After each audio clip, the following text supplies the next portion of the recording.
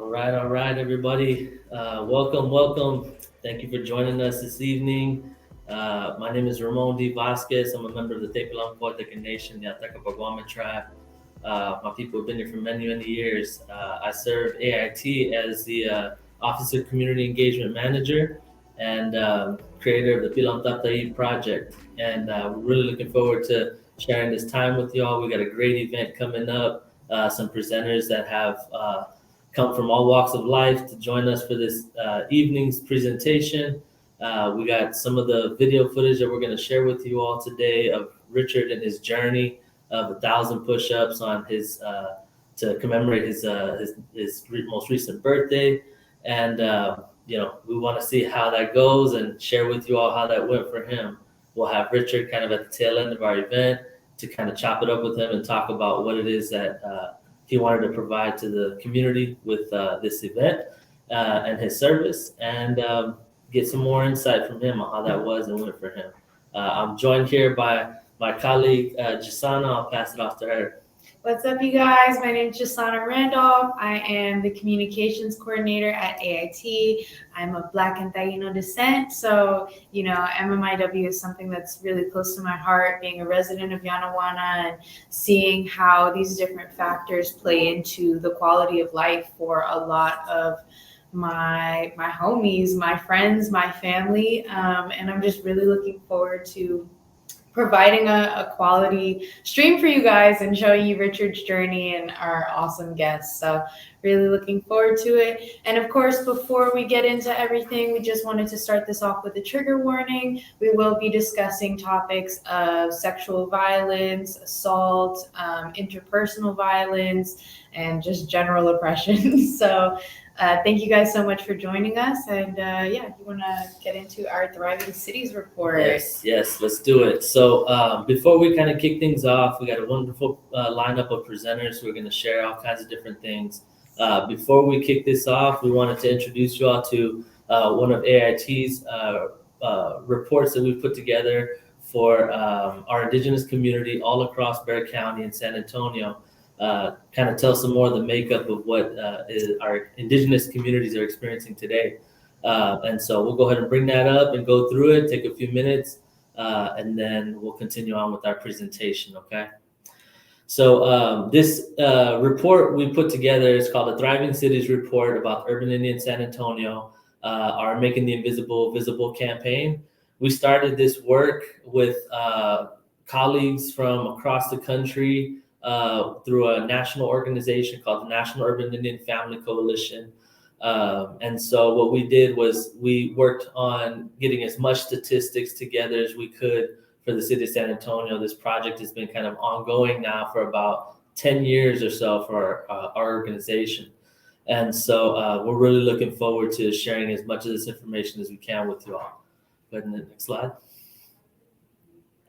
So if you're not familiar with American Indians in Texas, American Indians in Texas is a local Native American nonprofit here in San Antonio, started by the Tepelan Poetic Nation, the many different tribes that are recognized under the Tepelan Poetic Nation.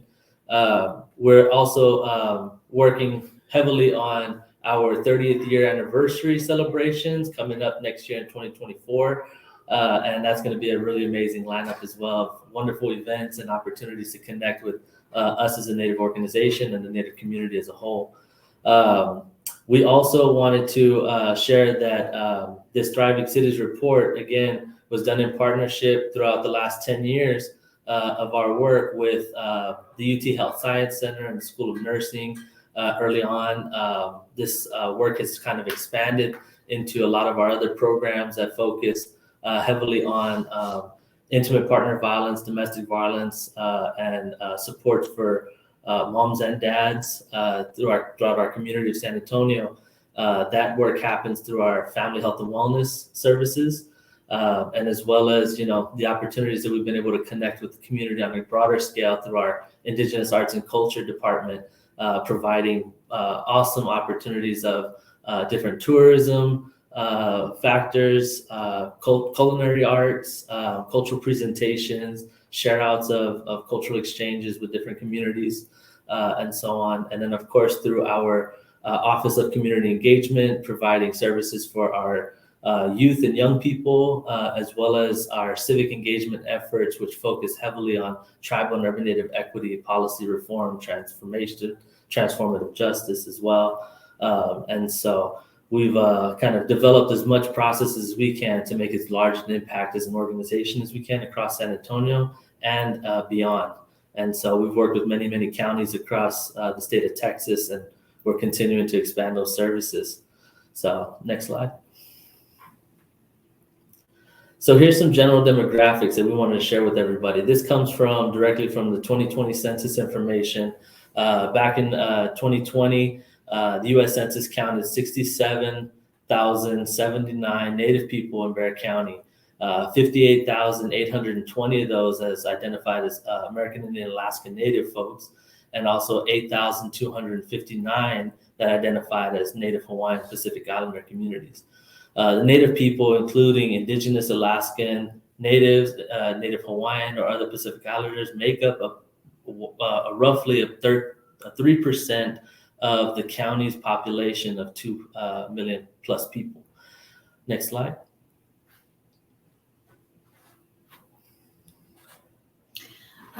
Learning about the indigenous roots of San Antonio. There are over 40 tribal affiliations, including the Apache, Arapaho, Blackfeet, Canadian and French American Indian, Central American Indian, Cherokee, Cheyenne, Chickasaw, Chippewa, etc. But these tribes often reflect the effects of U.S. displacement and the urban movement of indigenous peoples to urban areas from around the Americas. San Antonio's roots have always been indigenous, and the tribes and communities that have lived in this land before the Spanish include the Payaya, Pacoa, Borrado, Pacawan, Paguame, Panak, Hirpiame, Zirame, Pahalat, and Tilahai nations, represented by the Tapilam Coahuiltecan Nation, the Estocna, Corizo, Comecrudo Nation, and later the Lipan Apache, Comanche, and Dankwa in the 18th century. Next slide. San Antonio's indigenous demographics. The Native American population in Bexar County is much younger on average than the non-Hispanic white population. 43% of American Indian/Alaskan Native people are under the age of 25 in Bexar County versus 28% of non-Hispanic white people under the age of 25 in Bexar County. 5.4% of American Indian/Alaskan Native people are over the age of 65 in Bexar County versus 17% of the non-Hispanic white population. Really critical, I guess, right? This tells a lot about our youth and young people, how young our Native population is here, especially when we talk about this MMIW issue. You know, we got to look out for our young people, our little ones that are going through elementary school all the way into high school and college and beyond. Our folks are, extravagant people. So we got to look out for those young people. Next slide. Bexar County Indigenous veterans. We also want to acknowledge that our folks come from, communities where wartime was sometimes an issue, but sometimes also a rite of passage for folks, and that's just a reality for some of our community members. But San Antonio's population, especially when it comes to Indigenous folks, often make up a heavy veteran population. So we want to acknowledge those as well. So there's roughly about 38% of San Antonio American Indian Alaskan Native communities that are veterans. 42% of the San Antonio Native Hawaiian and Pacific Islander communities are also veterans of San Antonio's Indigenous population.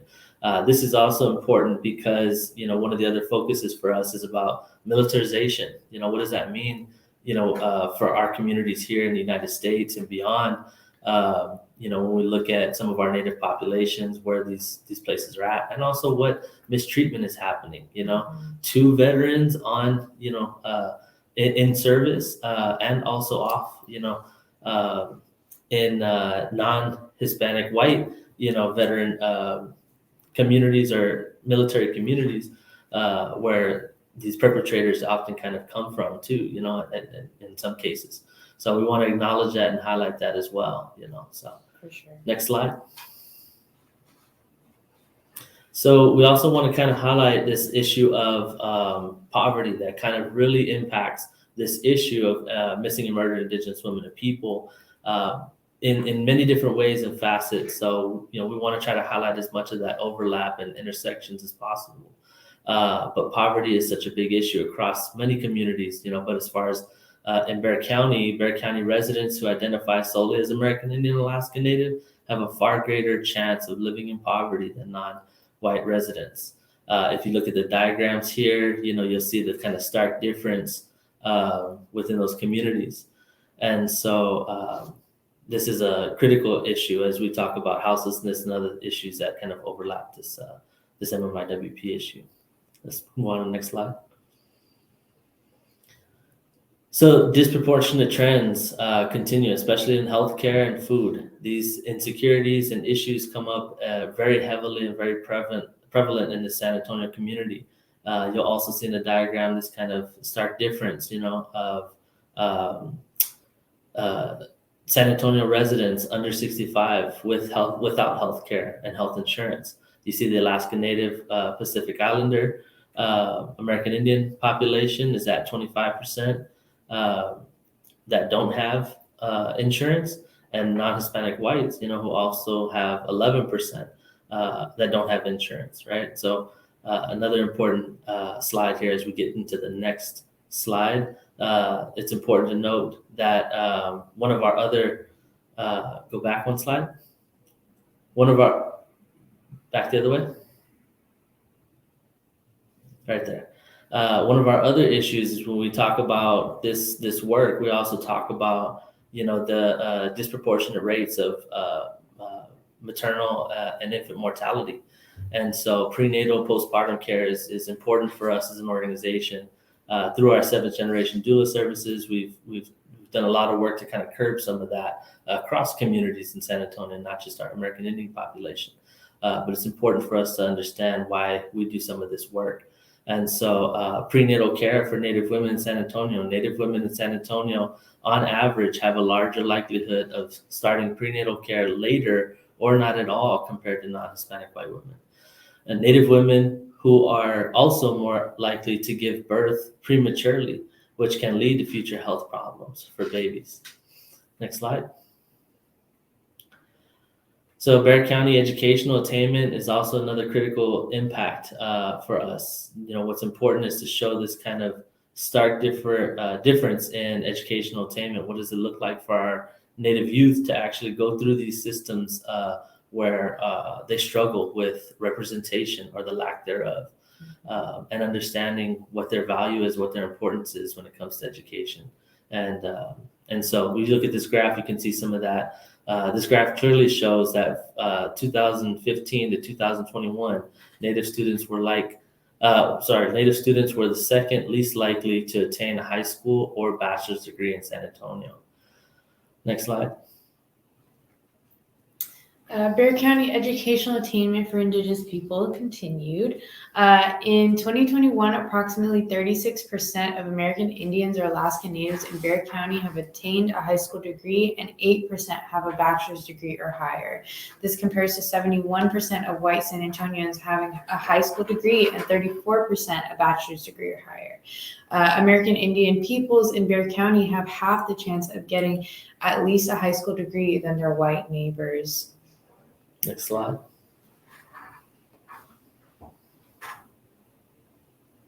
Houselessness in the U.S. for Native communities. 45 out of 10,000 American Indians experience houselessness. This is 2.5 times the national rate of houselessness in the United States. 109 out of 10,000 Native Hawaiians and other Pacific Islanders experience houselessness. This is over 600% larger than the national rate of houselessness in the United States. And 11 out of 10,000 white Americans experience houselessness. This is about 40% less than the national rate of houselessness in the United States. And honestly, it's really interesting seeing these stark differences, especially when you consider the fact that these are Native people on their native lands, and just how powerful displacement can be, and how those things do factor into MMIW, for instance. It's hard to feel safe without housing security. Next slide. So some needed next steps, to think about. One of our ultimate goals as an organization is to be able to provide this city with a wonderful opportunity to have an urban Indian health and cultural center. This can do all kinds of different things for our community. And most of our community has stated clearly in lots of our surveys that if there was a urban Indian center, health and cultural center, that they would fully take advantage of all services necessary there. So here's just some additional information on a process that AIT worked on pre-2016 in bringing the Indian Health Services agency here to San Antonio, and we brought hundreds of different Native people together to meet and talk about this issue. What does it look like across Texas for representation in healthcare and cultural spaces? And so this is kind of some of the findings after that. In 2016, the Indian Health Services federal agency determined for Congress that San Antonio is a top 3 city in the United States for an urban Indian health and cultural center due to our city's large Native population, location, strong community leadership, and lack of IHS, tribal or urban Indian health program resources. Next slide. The center needs to be a multi-service facility for health clinic, emergency resource center, and cultural center for Indigenous events. Having a health clinic and cultural center in the same place will likely create more trust with vaccine initiatives, the federal government, and fill in holes created by the lack of health resources for federally and non-federally recognized tribes. I believe that concludes this part of our portion of the event for this afternoon. This Thriving Cities report, we're going to continue to share out as much as we can across all different communities, all different sectors, so that we can share this information that our community has shared with us with all different leaders across the city, whether they come from the state capitol, city council, and then the other CBOs and business sectors, healthcare as well. So we want to share that report out with as much folks as possible. So we appreciate you watching and tuning in for that. Feel free to contact us if you need any other additional information around that report. We'll be happy to share that with you all. Yeah. We're also getting ready to kind of kickstart the rest of this portion of our evening. And so you want to tune us in? Yeah, so let's get started with the first clip of Richard. As you guys know, his goal was to do 1,000 push-ups as well as a 10-mile hike. So we're super excited to watch his journey. Let's get it started.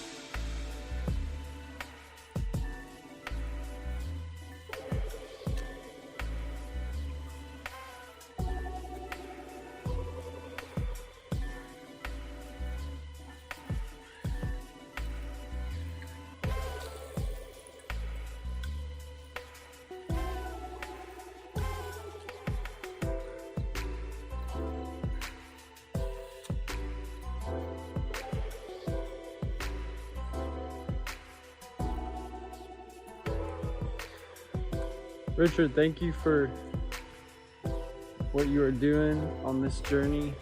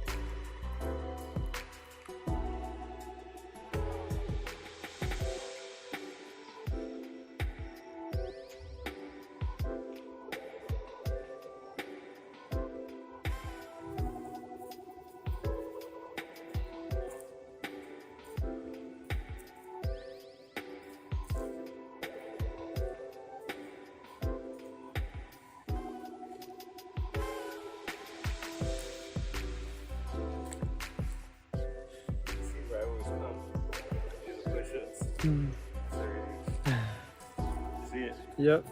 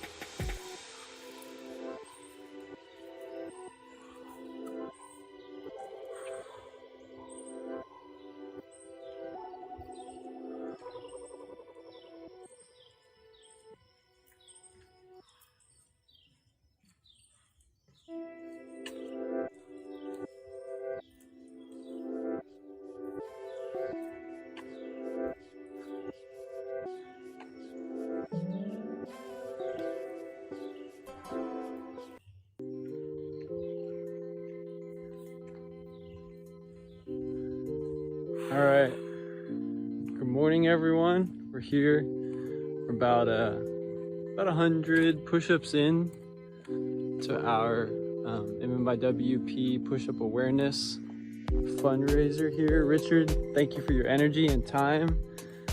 It's been a good journey so far. Would you mind telling us a little bit about your journey and how you got to where you are today? Oh man. Okay, so my journey, a little how I got where I am today, right here.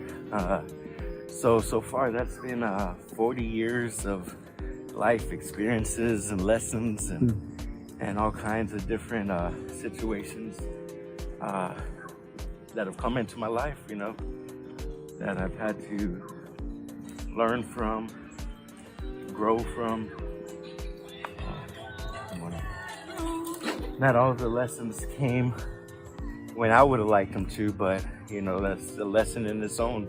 You know, everything is gonna, you're in the right place at the right time in your journey all the time. You know, no matter how much we want to believe that or not, I believe everything that I've gone through my life has led me where I am today.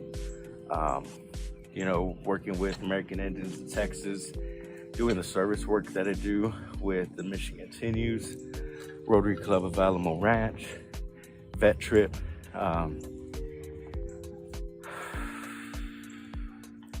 all those different areas where I serve and put my energy into. You know, I realized that I wouldn't be doing the things I'm doing unless I've lived through the experiences that I lived through. You know, experienced the hurt that I've gone through. So knowing how much that hurts is kind of what keeps me going forward, pushing forward in life. You know, trying to be the change that I want to be, that I want to see in this world. And I know it all starts with me, myself, you know, so I've been working on changing my world, and it really has been an amazing journey. You know, I can say the past 5 years of my life, you know, I've just grown so much in the work the work I'm doing in myself, you know, and preparing this person, this being that you see in front of you, that I call Richard Diaz, that we call. And so, you know, all those experiences, just thinking about them, I'm going into my 4th decade of my life. You know, I've walked this earth for 4 decades, and I'd hope to have at least 4 more decades. You know, and these are things that I hope now, if you would have asked me 5 years from now, you know, when I honestly didn't think, with the choices I was making, with the lifestyle I was living, that would live past 35 years old, you know. So, and it's kind of like that part of me didn't live past 35 years old. There's been a different person, and I'm just trying to integrate that now. You know, these 10 miles that I'm walking and these 1,000 push-ups, they come from me having to learn how to walk again at the age of 27. You know, I learned how to walk again. It took me 1.5 years. So I don't take for granted walking. You know, I'm very grateful. And I know that if I don't move my body, I'm gonna lose it, you know? And I know that because if I don't come out and walk and stay active, physically active, I start tightening up, I get heavier, and just everything just starts moving a lot slower. It hurts a lot more when I walk, so I have to keep up with this. As well as also for my family, you know, my nieces and nephews. I want to be able to walk this journey with them as long as I can, you know. So all this stuff brought me to this 10 miles, 1,000 push-ups, you know.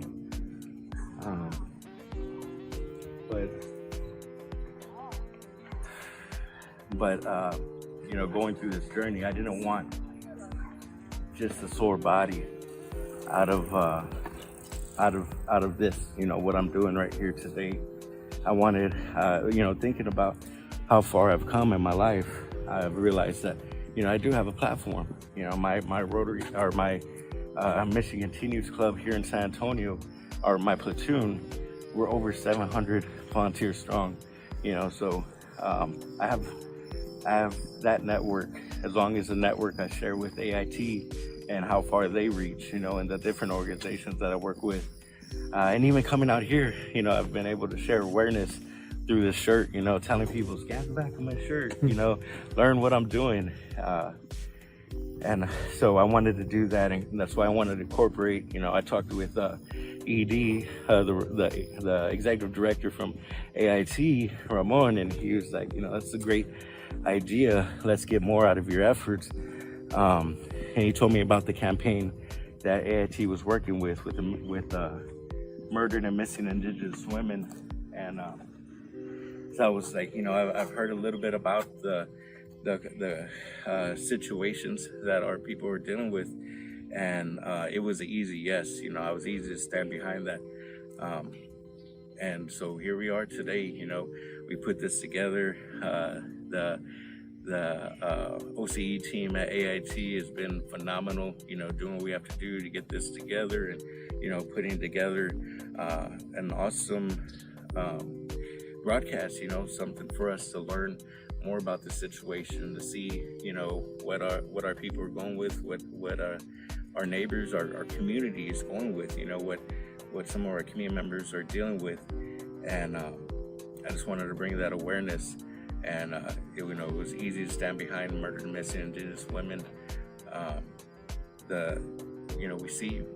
We see you. We know. I hear you. And I just want to carry them and do as much as I can to the cause. Thank you, Richard. Yeah. Let's crank out some push-ups. Yep.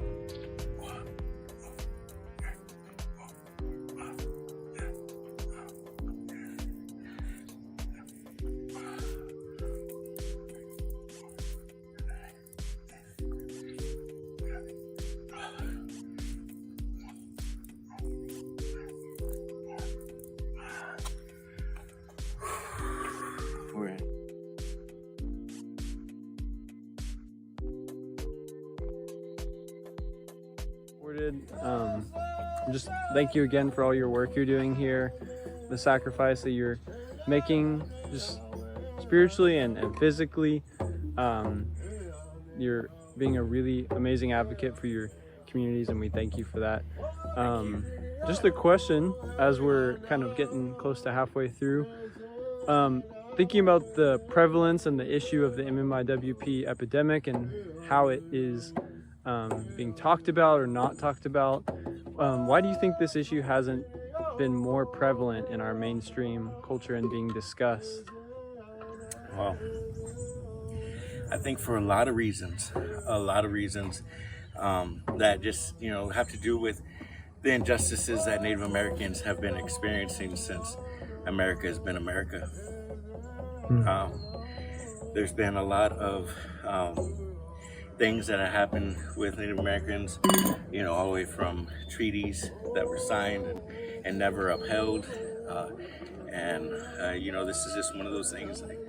I feel, it's a continuation of the genocide that was tried a long time ago. And, just by not looking and not being aware of it is just another way of letting that still happen.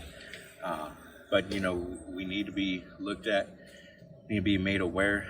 And even when media does portray these situations, they need to be mindful of who they're describing. They're describing a human being, that's missing and murdered.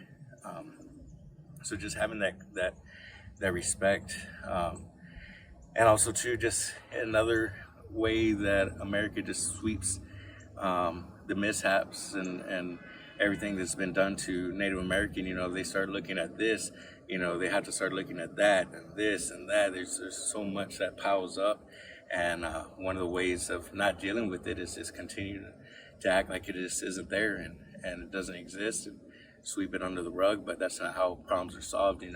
We don't know there's a problem until we know there's a problem, and once we know there's a problem, we could do something to solve it.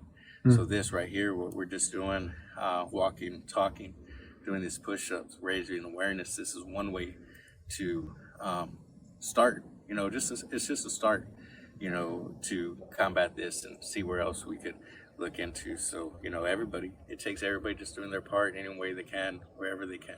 That's right. It takes a village. Thank you for doing your part, Richard. Thank you.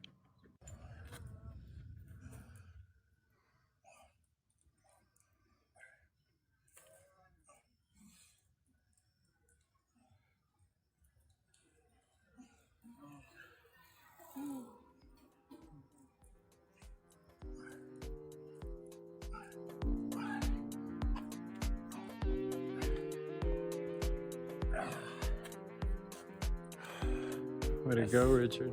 464. 464. Way to go.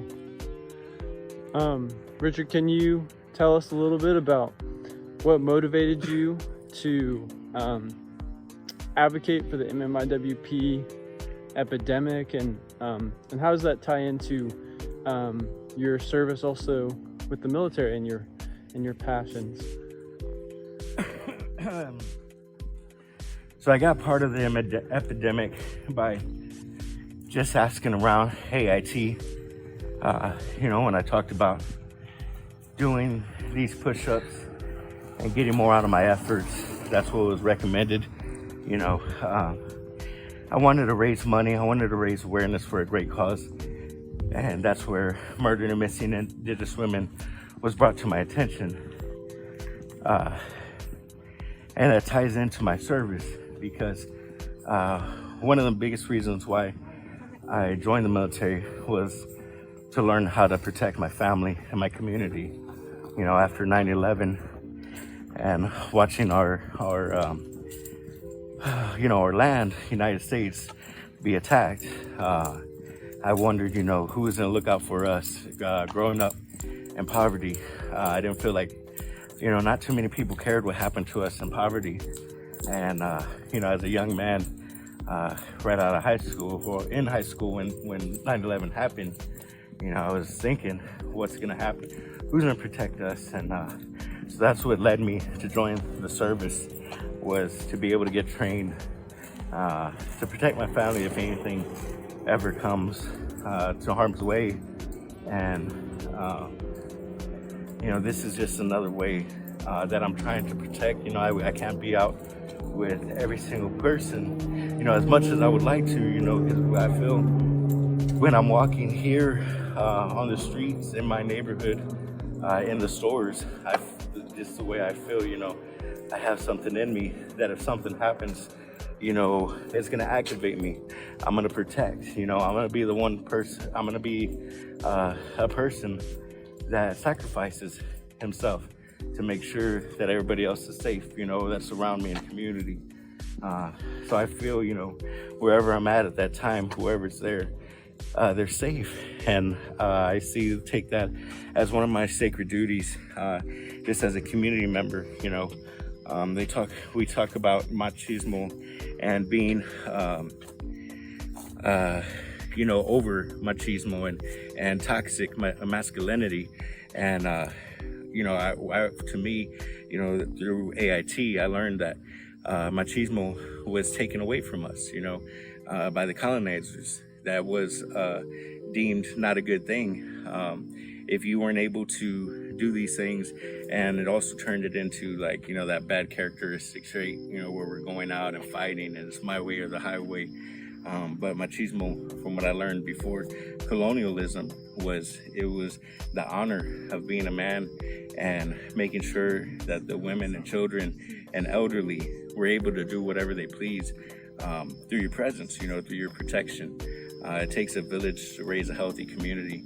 And right now what I'm doing is my part of what I think my role in this community is, in this village, is bringing awareness through my physical actions of the 10 miles and the 1,000 push-ups to bring awareness to murdered and missing Indigenous women. So we all know and we all see, and we just, you know, just do what we can to keep each other safe, you know, in your community, in your family, in your household, whatever that is, you know. So that's what I'm doing here today. Thank you, Richard. Yes, appreciate sir. it.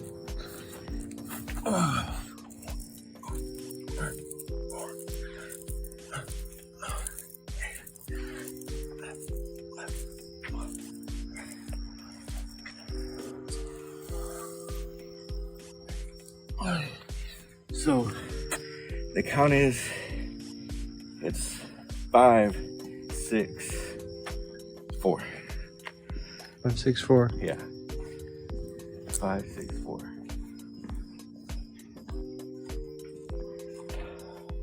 Good morning.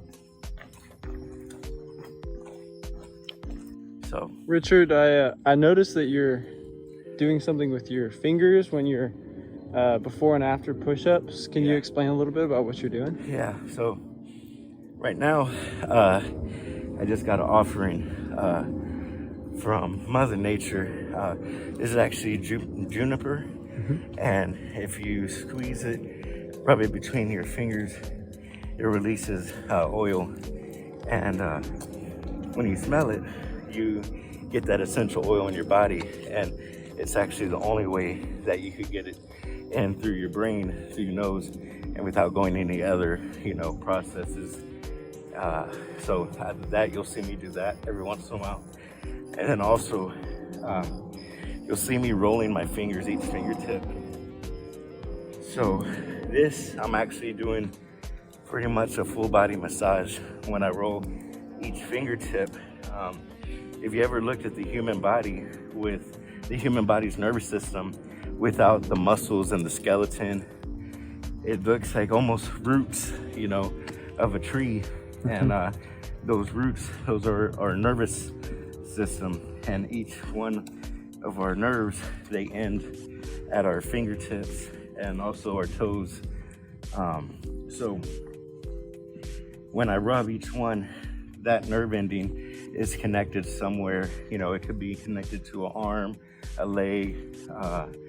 So in one form of massage, I forget if it's Korean, the hand massage, they see this as this leg, this arm, and then your middle core, and then this leg, or this arm and this leg. So each one of those nerves goes to there. And when I turn them gently, bringing awareness to that nervous system, and I'm engaging, you know, where there's blood now and oxygen going to that nervous system. So as I'm walking and working out, you know, I'm working out and I'm putting my muscles through strain, and with this I'm bringing them relief, so I can keep on pushing. You know, it helps me since I've done this. It's helped me with a lot less cramps, and I'm also able to increase the work that I'm doing. So, and also too, this doesn't just help when you're performing. You know, let's say you have a sore neck, a sore knee, a sore elbow, sore shoulder. This is one way to help bring circulation, blood, and healing to those extremities. So that's why I do that. Thanks I love for it. asking. Thank you. Yes, sir.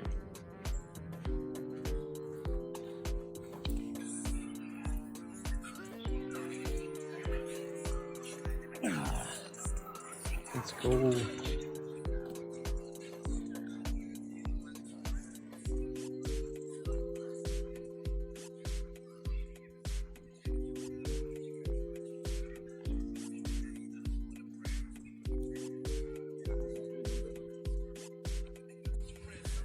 All right, welcome back, y'all. We're getting close to our halfway point here. Richard, I just had another question. You're cranking out. You just hit 500 push-ups, correct? Yeah, I did just hit 500 push-ups. Way to go. Thank you for Awesome. all you're doing. We're just super excited to be out here, being out here in nature, celebrating creation, and just getting to be still and enjoy the beautiful weather that we're having here in San Antonio, Yanawana. Just a question for you as we check in. How do you think the MMIWP epidemic affects the community as a whole? And if there are politicians or representatives watching this video, what would you want to say to them to advocate for the MMIWP solution? Okay, so what MMIW brings to the community as a whole, when that part of our community hurts, you know, that's our whole community. You know, the more hurt we have in our community, that's what hurt's going to be in the community. And this MMIW brings so much trauma to the families that are involved in these, you know, the families that are, you know, the families that have missing and murdered Indigenous peoples. You know, the trauma that comes from them, and also to the traumas of Indigenous peoples, you know, wondering if it's going to be them that's next that comes up missing and murdered, or, you know, being assaulted in any way. You know, the statistics are staggering. You know, where a Native American woman has a better chance of getting sexually assaulted than their chance to go into college. You know, that's horrible. You know, and then the statistics continue to, you know, they're just so alarming. Like our Native American women, their murder rate is 10 times higher than any other murder rate of any other race or ethnicity. And to our politicians that are out there, you know, we're here. We're part of the community. You know, you hear us, see us, all those that are here, all those that are missing and murdered, you know, hold them in your thoughts and prayers. And also too, when you're, you know, going to create different laws that govern our society, you know, look out for all of us. That's how we're going to be stronger as a community. And not only that, you know, that's where the healing is going to start. You know, the healing from our histories, you know, what's happened in our history. That healing needs to happen, and one of the first ways that that's going to happen is acknowledge that it happened in the first place. You know, that's where the healing began. And then also too, not only that, Native Americans, we have a lot of medicine, you know, that we can share and teach and use for this healing. One thing I learned studying at Our Lady of the Lake University while I was studying for my bachelor degree was 100% of Native Americans suffer from alcoholism, whether it's directly or indirectly. And I also learned that Native Americans, once they're taught their old ways, our ways, our culture, we're also the fastest healing race that's out there. Once we're taught our old ways of the drum, of singing our prayers and connecting to nature and the spirit that's all around us, we're able to bring that to the table, so we need to grow together, to build a stronger community. It takes a village, and that includes the whole village, not just this part or that part. That's right. Thank you. Thank you.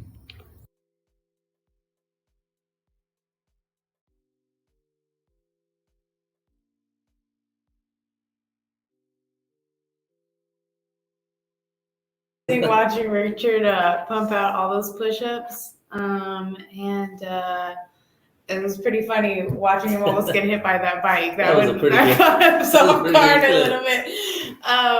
Thank you guys so much, and we just want to remind you that this is a fundraiser. We've already got $800 donated, $811 to be exact, and we're trying to get to our $1,000 goal. So let's keep donating. We also have some amazing MMIW merch. This is a great way to support the project both during this live stream and afterwards. So let's get into our next presenter. Miss Kennedy is going to be sharing their experiences with this issue. Kennedy, go ahead and take us away. Thank you so much for joining us. Appreciate you. Yali, Tlaskamati, Nana Kennedy. My name's Kennedy. So I just wanted to, share a few maybe nuances that aren't talked about as much when it comes to MMIW, MMIP also. So what I want to talk about today is the intersectionality of Indigenous Two-Spirit people when it comes to the MMIP crisis. When it comes to this epidemic, there's a lot of, violence that our culture, our people, community experiences basically on the day-to-day. This is actually, I would say, more prevalent in queer people. So that would be gay, lesbian, two-spirit, whatever you identify as under that whole kind of umbrella. And so I have a few statistics first, and then afterward, I want to give my own personal testimony. But I just want to give some statistics for some context in case other people may not know what the numbers look like or what factors contribute to this epidemic, especially within the queer community. So for statistics, I got these statistics from their Twitter is Grandma Said No. Their name is Charlie Amaya Scott, and they are a Dene scholar and activist. They also do a lot of awareness on this issue, specifically with queer Indigenous people. And so some statistics that they came up with were 73% experience intimate partner violence, 57% have been hit at least, or beaten physically or sexually attacked. And compared to the numbers with Indigenous people in general, the numbers are pretty close, right? So, everybody in the Indigenous community, unfortunately, does experience some type of violence in their life.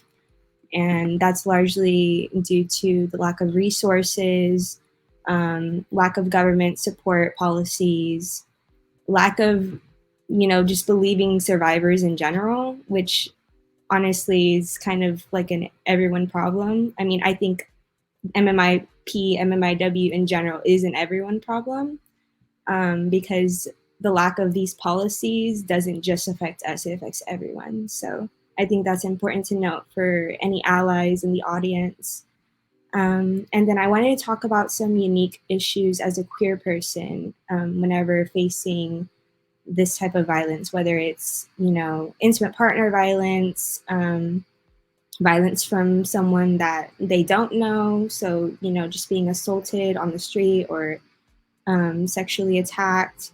So some unique issues as a queer person.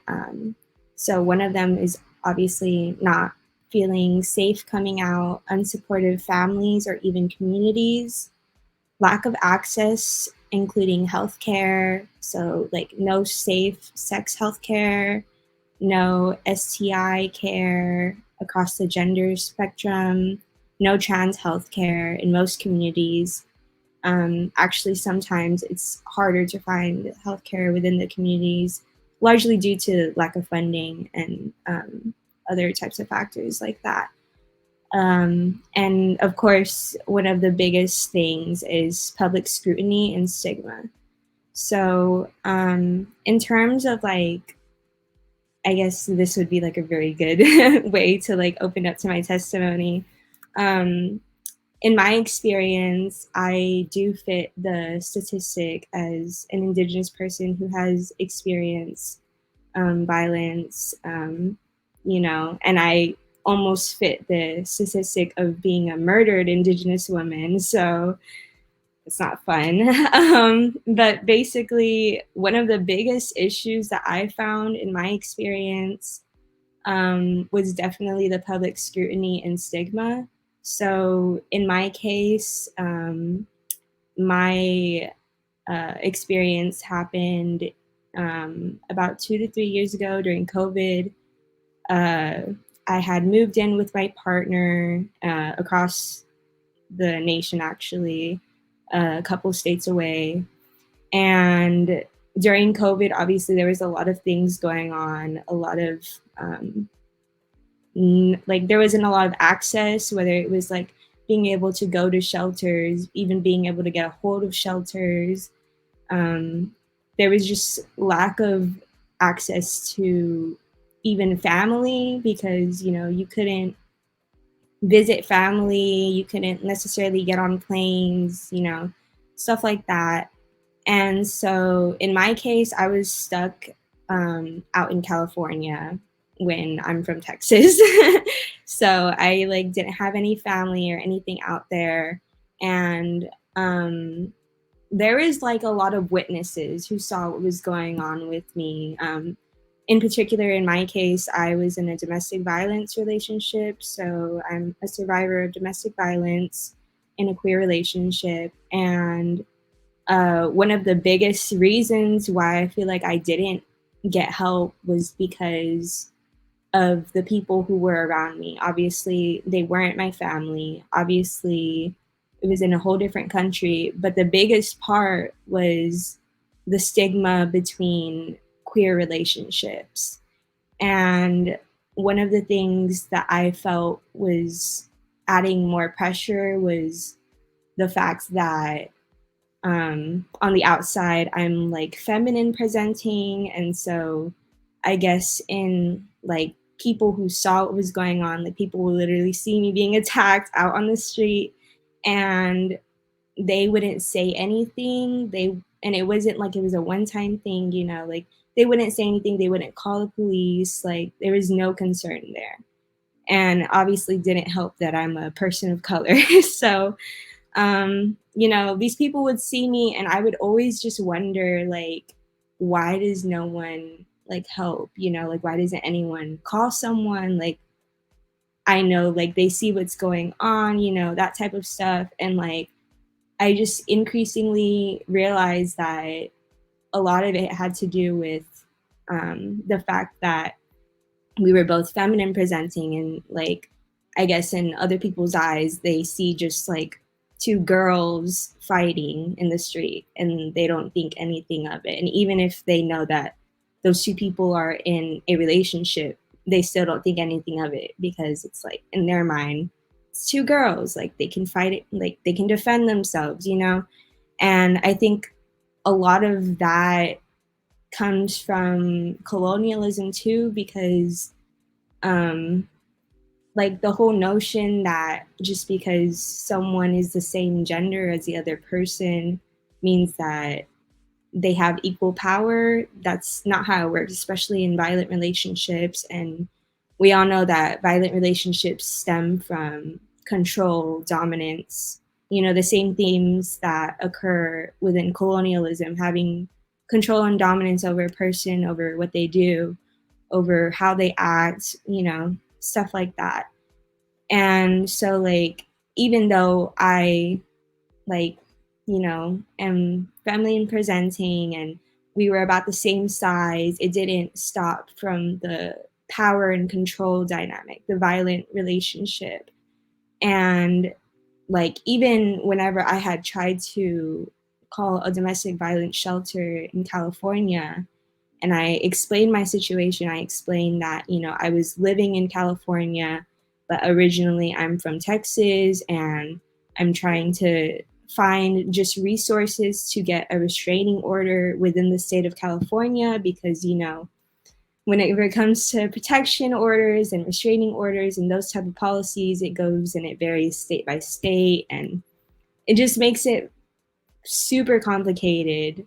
And it's actually not uncommon for domestic violence relationships to escalate because of the fact that there's no like federal protection. And I think that's one really big issue, is that the protections, whenever it comes to like restraining orders and protective orders, they're only on a state by state basis. And what happens if someone isn't from that state? What kind of protections can they get in their own state? What kind of protections can they get in that state? And so whenever I reached out to this domestic violence shelter in California, immediately they were already asking, like, well, why are you calling us if you're from Texas? And, well, if you can get it over there, then you should get it over there. But the events, like the violence, happen in California. So legally, you have to, get all of these protection orders in California, because the violence doesn't count whenever you're from Texas. So you see how all these just like legalities, policies are actually barriers for survivors to get help. And it takes a lot for a survivor to even have the energy to reach out to these organizations. And in my case, whenever I was, I was still trying to talk to them. I was still telling them, like, yeah, well, I talked to the government in Texas, and they told me that I had to talk to you guys about getting a restraining order and this, and that. And then I told them about how my partner is, a girl.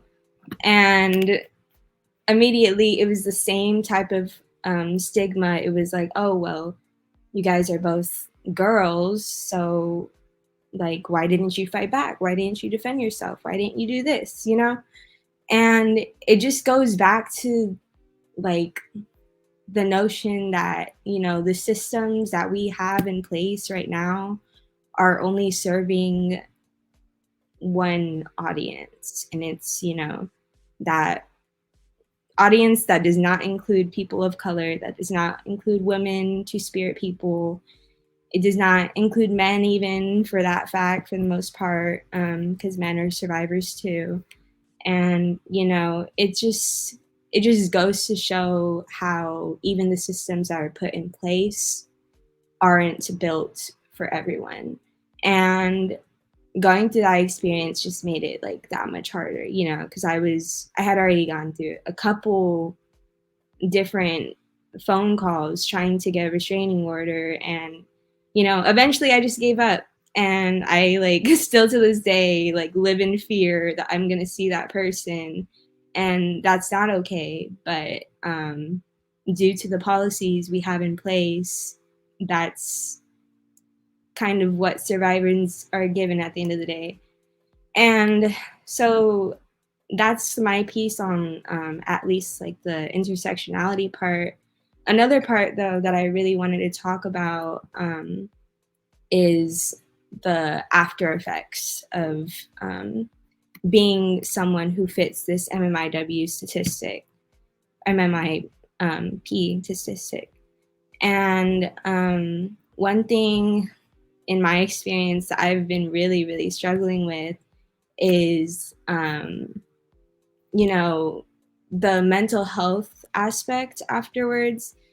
Obviously, a lot of people, if not everyone who has experienced intimate partner violence, start to develop PTSD or CPTSD. And I feel like in a lot of these discussions about violence towards Indigenous people, or just violence towards people in general, you know, that part isn't really talked about as much. And I think it's something that, like, maybe we all intuitively know that, you know, after somebody experiences this type of violence, that they will not be in a good place afterward. And although I think we all intuitively know that, I think there is still a lack of conversation of how to support survivors after the fact. And like in my case, I have been going to therapy every week for about a year and a half now, maybe 2 years. And I still struggle like every day with just trying to get through the day, you know, and like suicidal ideation is huge, huge, huge, huge in people who have experienced intimate partner violence. And I think that maybe creating more conversation about that and at least acknowledging it to start is great. I do think that moving forward, whenever we're thinking about these policies and thinking about potential organizations or collabs, that this should be like one of the very top priorities, because I think as a survivor, like surviving was like a hard part. I think surviving after the fact sometimes feels harder. And I mean, it's different for everyone. In my case, I feel like it's harder because it's like, you know, you're in a almost whole different reality. Like neurologically, your brain, your body changes after that type of violence. And I'm a neuroscience major.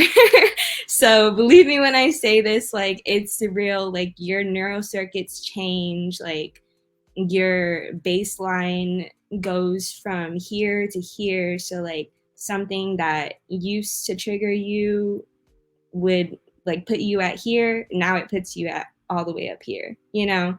So I think that providing support and, you know, bringing this topic up about mental health after the fact. So what are the survivors doing to take care of themselves? What resources are available to them?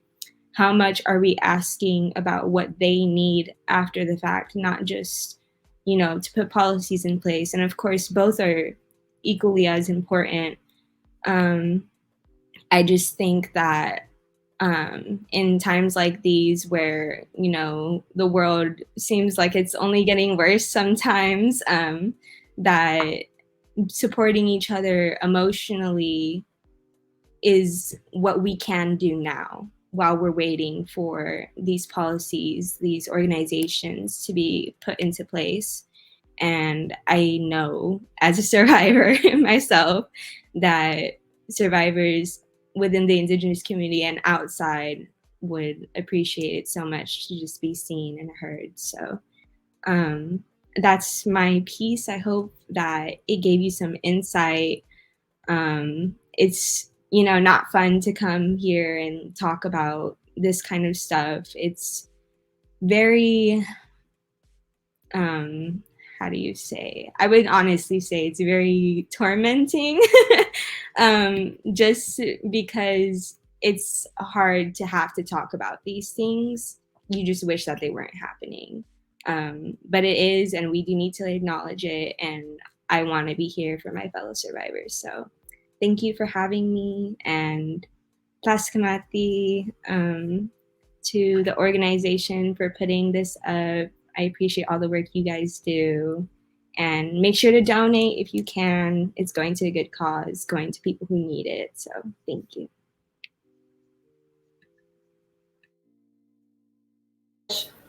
Thank you so much, Kennedy, for Thank you, sharing yes. your testimony. I think that you brought up a lot of really valid points about just, obviously gaps in the legal system and how like they do not serve us well. And, the queer experience, because that is really important. I have seen, the same exact situations being in the queer community of, people not taking domestic violence seriously because of gender orientations, when in reality, it's like there's being queer, it's like you experience violence from like even more sides. So it's like we really do need those resources and that help. And I think another really valid point that you brought up was like the importance of like healthcare, because these issues are cyclical. As we experience more violence, it's obviously going to be harder for us to have security when it comes to housing, when it comes to jobs, and then those things continue, because if you don't have stable housing and jobs, you may end up, trying to survive by living with partners who end up being violent, being trapped in situations. And then the added dimensions of, if you have disabilities or anything like that, they only make people more vulnerable in these situations. So universal healthcare and housing and services, all of those things, community support are so important. All of that is prevention. Yeah. That is intervention. And I wanted to also add, I completely forgot to mention this, but I think in my experience, one of the hardest, which is maybe like surprising, but one of the hardest things to deal with, like navigating after the fact, is having any type of relationship, like professor to professor, like boss, like friends, family, partners, especially. Like it's almost re-traumatizing, and it doesn't seem like it might be that way, but like I said before, like that baseline that everyone's at, and then like once you experience something like this, you go to this, and then once you get triggered, it's like you're not here anymore, you're all the way up here. Like that is something that I feel like survivors, me, like my friends, my family, have all told me, like it's extremely hard to form like healthy relationships, to keep solid relationships, to trust the people in your relationships. And it's just like re-experiencing things that, maybe not, aren't happening, but it feels that way just because of like the heightened type of, awareness that you have to have. So yeah, I think that's one of the big ones. I'm going to therapy for that one. That's powerful. Keep it up, for sure. I mean, thank you for being brave enough to kind of come on here and share your story, as you do. I've gotten to interact with you many times now, so it's just been amazing to kind of hear that story, kind of continue to, spread information, awareness, love, and light all at the same time, knowledge. And so thank you for that. Not let time. It is very, very heavy. And, we oftentimes teach in a lot of our programming, because we do a lot of trauma-informed care work, as Indigenous people, this practice or idea of, how we connect with spirit and what happens when trauma occurs in our lives. And oftentimes, little parts of that spirit kind of leave us every time we've been impacted by trauma, and this importance of reconnecting with that spirit, right? And figuring out those ways to work with elders and other spiritual people to kind of call that spirit back. It's important to kind of bring that spirit back as it leaves us every so often, when we deal with some of these situations. And so, we encourage everybody out there to kind of take that opportunity to find that place and space and, good people who can help you do that, when you do experience all kinds of traumatic, experiences, and so, so we thank you so much, Kennedy. We really appreciate you for sharing that story and, your testimony with us. We'll, let folks know how to stay in touch with you as well afterward, and continue on. We really appreciate that. Yeah. So, Naletan, thank you so much, Kennedy. Really appreciate you. All right. Thank you. Well, we're going to continue on. It looks like, yes, we are having a fundraiser. So please donate. You know, our numbers are still kind of rising. So it's beautiful to see that, you know, as we go. We'll kind of update everybody as we go on. And so we're looking forward to continuing through with the rest of our series here. I think it's time now. We're going to jump back into another clip for Richard and his journey. So thank you again, Richard. Appreciate you.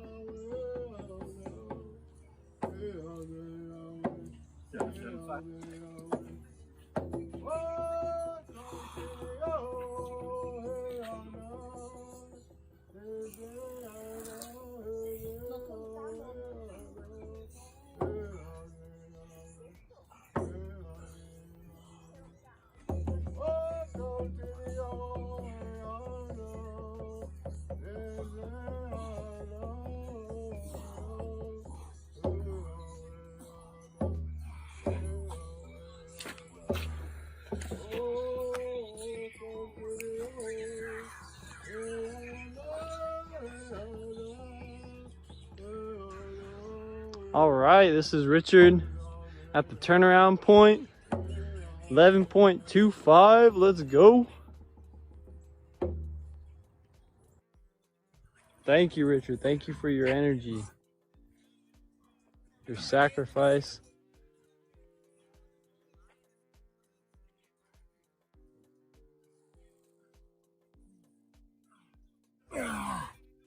Let's go.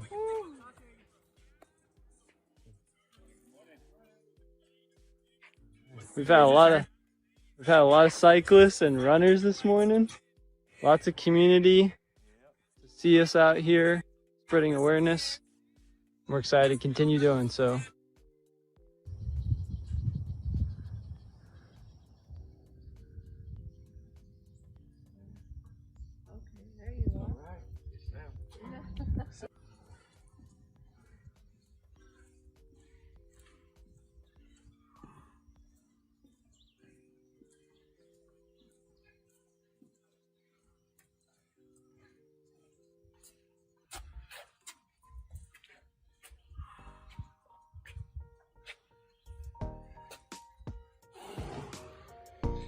Alrighty, Richard. So our final question of today's event is, where do you see Yanawana, now known as San Antonio, in the future regarding this issue? What are your hopes for Yanawana related to MMIWP awareness and addressing the epidemic? Where I hope Yanawana goes from here is just a safer community. I hope that this brings awareness to what's going on and that's happening in our nation, brings awareness, and that we just are able to look out for each other even more from this day forward. You know, we're a community, it takes a village, so we all need to come together, look after each other. And I hope also too, you know, with the work that I'm doing through American Indians in Texas at the Southern Colonial Missions with the San Antonio Fatherhood Campaign, you know, we're offering parenting classes, domestic violence classes. I hope that we become a safer community through those classes, you know, that we empower each gentleman to make their homes a safer place for their families to thrive in. I hope right now San Antonio, you know, Yanawana, in the nation, we hold some of the worst numbers for domestic violence in the home and death by partners. You know, we lead the nation in those numbers, and that's not something to be proud of, you know. So with the work that I do through American Indigenous in Texas, alongside my co-workers, you know, the co-workers of San Antonio Fatherhood Campaign, the 7th generation doulas, the outreach community engagement, through all of that we make a difference, a positive impact that makes Yanawana a safer place for our communities, our women, our children, and our elders to live in and thrive in.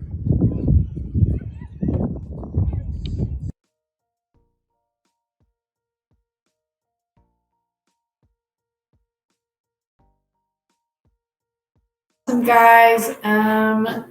Now we're going to go over some of the bundles that we have available. So we have it so that if you match Richard's push-up goal by $1 per push-up, that means $1,000 donation. You get a full merch package, which has the hoodie that I'm wearing today. It has our year 1 t-shirt design, our year 2 t-shirt design.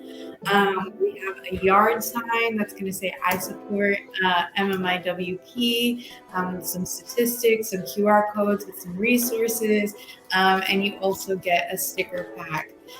So we've got a couple other bundles as well. If you can match Richard's push-up goal by 25 cents per push-up, that's a $250 donation.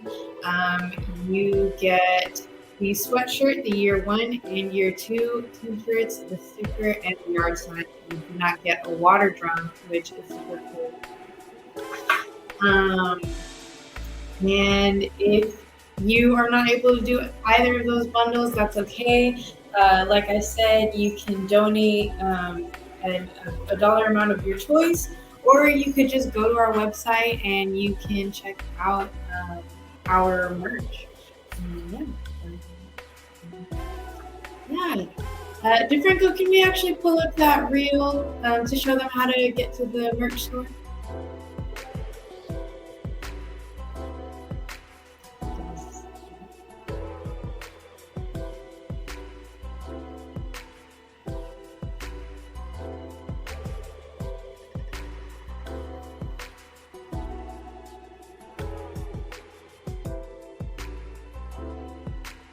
AI.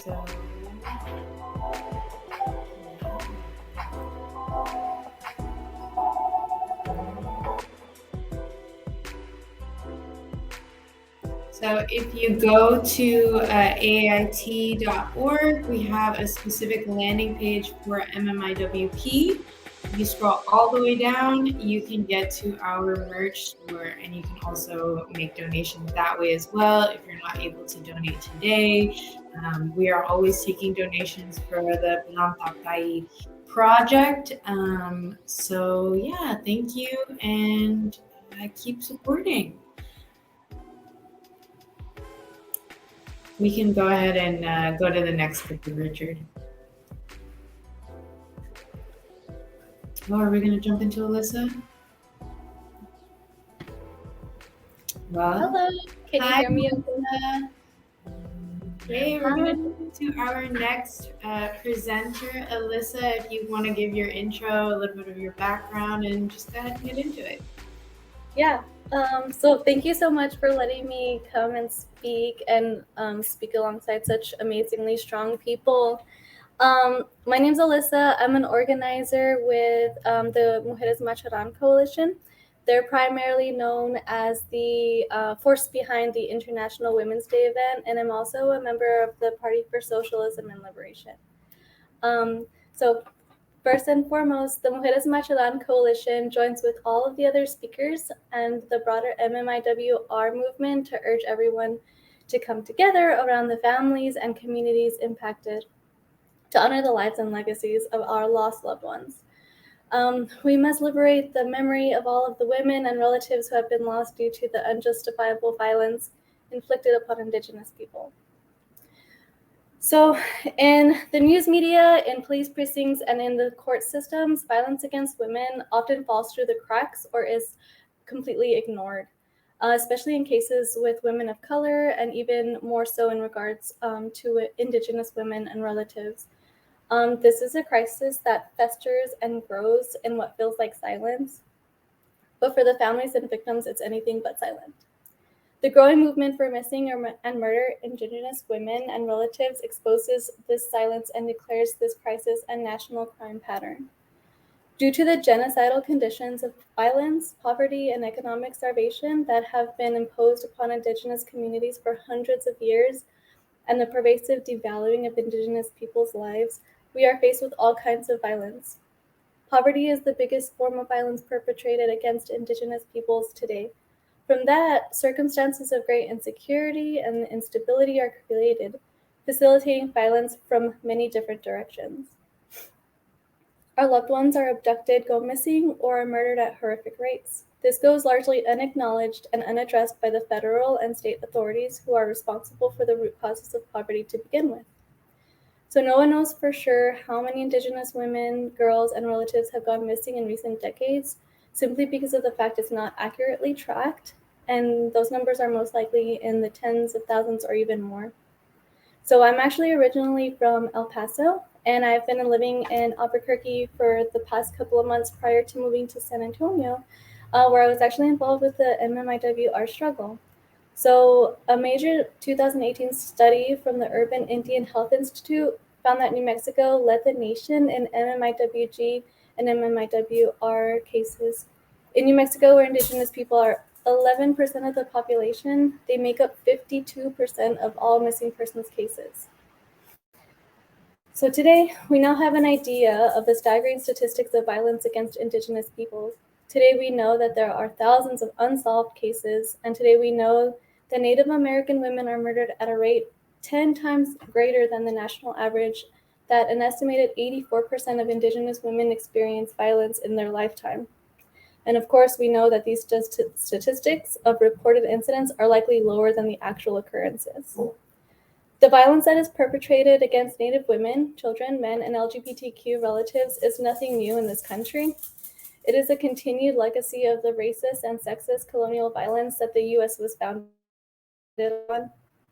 The oppression of Indigenous communities through economic starvation, resource extraction, denial of sovereignty, and the continuous breaking of treaty rights is part of the same genocidal practice that a system of capitalism feeds and profits from.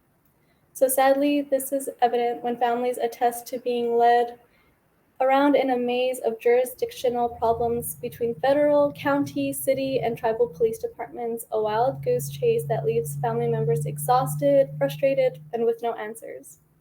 All of this is a common experience for Indigenous families across the country where cases continue to be unsolved, dropped, or simply ignored. The Urban Indian Health Institute report found that over 5,700 cases of American Indian and Alaska Native women and girls reported missing. Only 116 of those were logged with the Department of Justice, sending us a very clear message that Indigenous women are not a priority for the society's ruling elites. The MMIWR struggle can accurately be described as a femicide. The term femicide is often heard in reference to Mexico, where 11 women are killed every day. Tens of thousands of Mexican women have taken to the street in protest recently, fighting back against the violence against women. U.S. capitalism plays a huge part in this, of course. The U.S. imposed an unequal free trade agreement on Mexico that wrecked the Mexican economy while enriching the U.S. capitalist class, leaving working women shattered economically and thus more vulnerable, leading to a skyrocketing number of femicides and gender-based violence cases as a vast social crisis was created.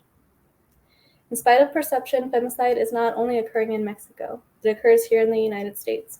In 2019, about 8 women were killed every day in the U.S.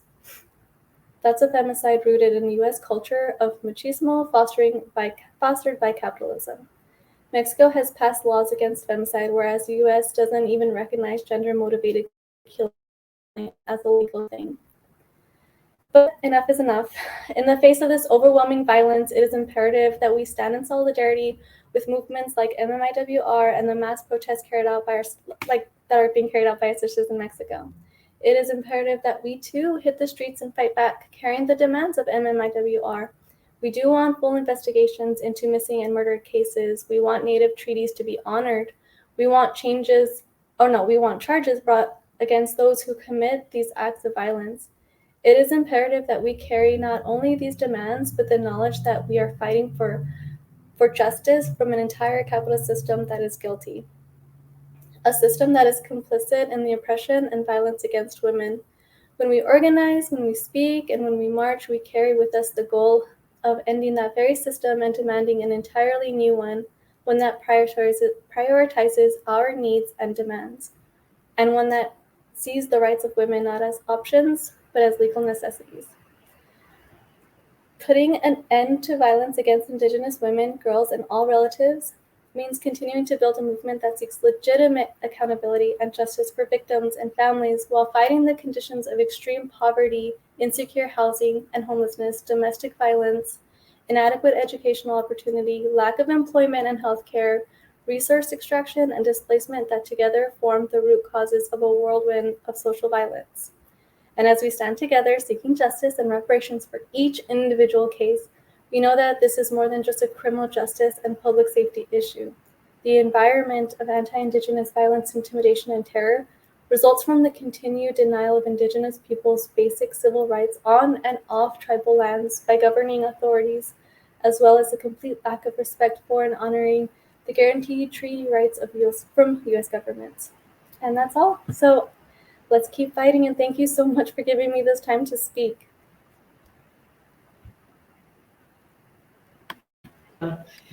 Thank you so much, Alyssa. Man, that was powerful. That was powerful. Snaps. Thank you for all of that. I mean, that was just touched on a whole bunch of different aspects that are really, really critical. These intersectional approaches to combating, this violence against women in general, and our people. Especially on reservation communities and rural communities. How this impact of the oil and gas industry, man camps, really create this whole whirlwind of violence that can happen, whether it's just, to our Indigenous women and people in these rural areas, or just the communities in general, the again, capitalistic attacks, on our people, the sacrificing of our people on reservation lands and these other places. This impact is critically important, when we look at the direct targeting of Indigenous women and people, on reservation lands, especially. We definitely want to honor that. So thank you for that. I really appreciate that. Will you share more about the march that you all have been putting together for some time now, if you don't mind? Yeah, of course. I didn't expect to talk about that, but give us an update so we can join you all. Oh my gosh, absolutely. So International Women's Day, at least here in San Antonio, they've been doing an event for the last 30 years. And it's a huge thing. Like, they do speeches, presentations, and then do like a march around. Usually it's around Milan Park, but I think they've tried different areas. And this past year, it's March 8th, and this past year was really good. It was I want to say this might be a really off number, but at least a couple hundred people showed up, which is really good. But yeah, and anyone's more than welcome to reach out to our Instagram if they want to be part of that organizing, because it's a coalition. So the more people and the more different ideas, the better. Yeah, and let us know too if there's any information you'd like us to share with everybody on the banners down below. We'll be more than happy to kind of share that out for you all. But yeah, thank you so much for the work that you all do, and definitely keep us in mind, when that march comes around again, how can we, kind of put some red dresses up in the forefront and, yes, sharing that march for sure. We want to honor those folks, that we've lost and are still lost. So now let's thank you so much for your time and opportunity, Alyssa. Really appreciate you. Thank you. Thank you. Yeah, before we get into the next clip of Richard, I did want to talk a little bit about the designs on the t-shirt. So as you can see, the design behind us is our year 1. And then here is our year 2 design. So I wanted to hear a little bit more about how these designs came to be. Yeah, definitely. Big shout out to our Native artists, right? Native folks in general across every sector, need representation and support. But in our arts and arts departments, we need to do a lot more active representing of our people.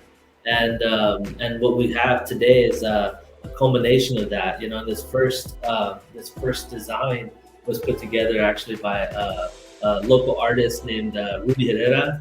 He's an awesome muralist. He's got big murals, one of the largest murals in the city of San Antonio, up right now in downtown, the last parade. And so big shout out to Rudy Herrera, and of course all of the folks at Masa Collective.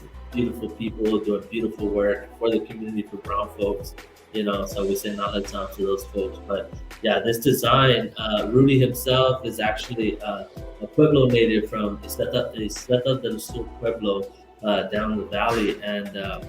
And so what Rudy wanted to do is kind of incorporate a lot of his own personal culture. So, pottery was important for him, but one of the other folks that kind of helped kickstart a lot of this movement, my brother Miguel Lopez, had a great idea too, of this idea of when folks went missing back in the day, they had to use as many resources as possible, to get the word out. And, if you remember, they used to have some of these missing images, and messages on milk cartons, right? And things like that, so as we identify some of these ways of connecting our culture and traditions, pottery being a huge thing, the traveling of water and the spirit of water, what that means to our community, our people, and incorporating some of that into this design, was critically important. So that's kind of the culmination of this design here. I'd love for Rudy, one day to kind of help share some more on that. We had him at one of our other panels originally to talk a little bit more about that as well. And so, Rudy also donated a beautiful piece to us as an original piece, the first design, year one design for us. And, we've been rocking it ever since. On the second one here, year two design, is actually a beautiful piece by another local native artist, Indigenous from South Texas. Her name is Emma Diaz. Emma Diaz is another profound muralist, got some beautiful pieces across the city. Both artists are on the list of city arts winners, and so have some really beautiful pieces of critical art. Emma's piece was solely focused around this idea of defending the sacred. What does that mean? What does that actually look like, in tangible form, right? And so if we look a little closer to some of the design, you'll see, of course, our women and children in there. You'll see protesters and this fight against pipelines and oil and gas industries, militarization, of the land, and even the conquest and indigenization. How some of that had critical impacts on our communities when it came to even a shift in identity. Because of missionization, we walk around in San Antonio surrounded by brown folks that look just like us as Native people and come from families that are, direct descendants of people who were forced to build those missions, right? And people who still carry those traditions today, and may just be somewhat a generation or two removed from this idea of reconnecting and re-tribalizing themselves. And so we really wanted to honor that. Of course, some of the storylines, water, and the creations of the blue jaguar and Hodana, right? And connecting the sacredness of creation. And so defending the sacred is definitely the key for this design. And so Emma, big shout out to her for coming up with this design. We're always going to do our best to highlight Native artists. Every year we're planning on coming up with a new design for a Native artist, whether it's here locally in San Antonio. We're going to expand it out soon for this third year to some folks across Texas and see who we can get to commit to doing our year 3 design. And we may even hopefully expand that out to some national artists as well, and really look forward to highlighting our people as much as we can in any way possible. So, all of this work is sacred and all of this work is important. So we say nalatan to our artists, and thank you so much. Please do what you can to donate, help our people, get as much resources as we can. American Indians in Texas has been around for a long time, but one of the things that we don't have right now actively is funding. Specifically to fund this MMIWP project. This is basically us funding this from the jump.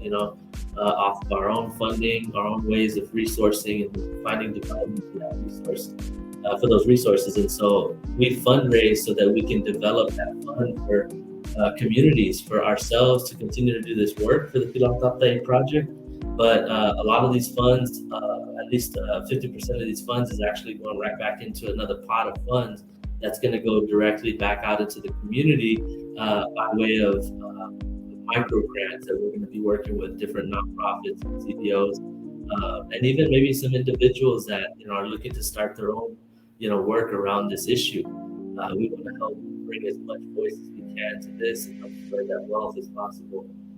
So definitely connect with us, donate. You can find our store online on our website.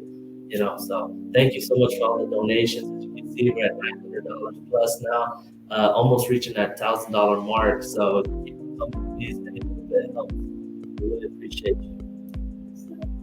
Yeah, thank you so much. I mean, I really love this. Both designs, I think, are so beautiful. I think this year too, I just love all of the little tidbits that it includes. The rivers, which are so important. As Yanawana is, about the waters. And, we have the monarch butterflies representing the ancestors. We have local indigenous people. The mother and child on here.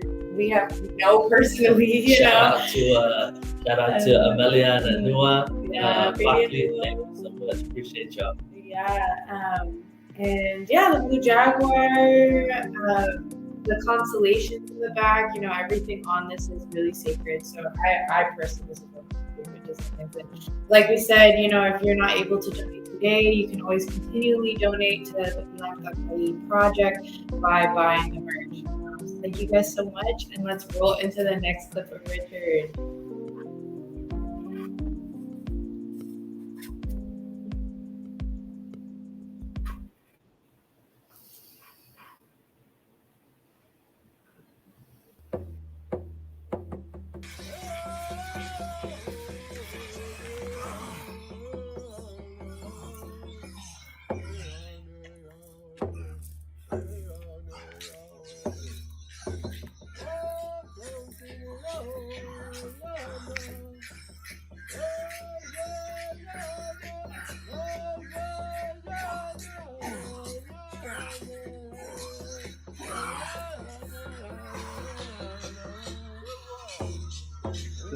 Thank you.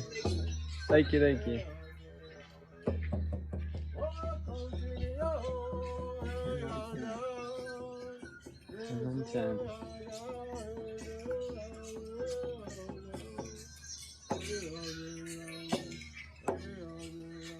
Alrighty. Richard, way to crank out those push-ups, getting to about 1 more mile out. About 1 more mile out And until we're turning around. And we'll have 4.5 miles left at that point.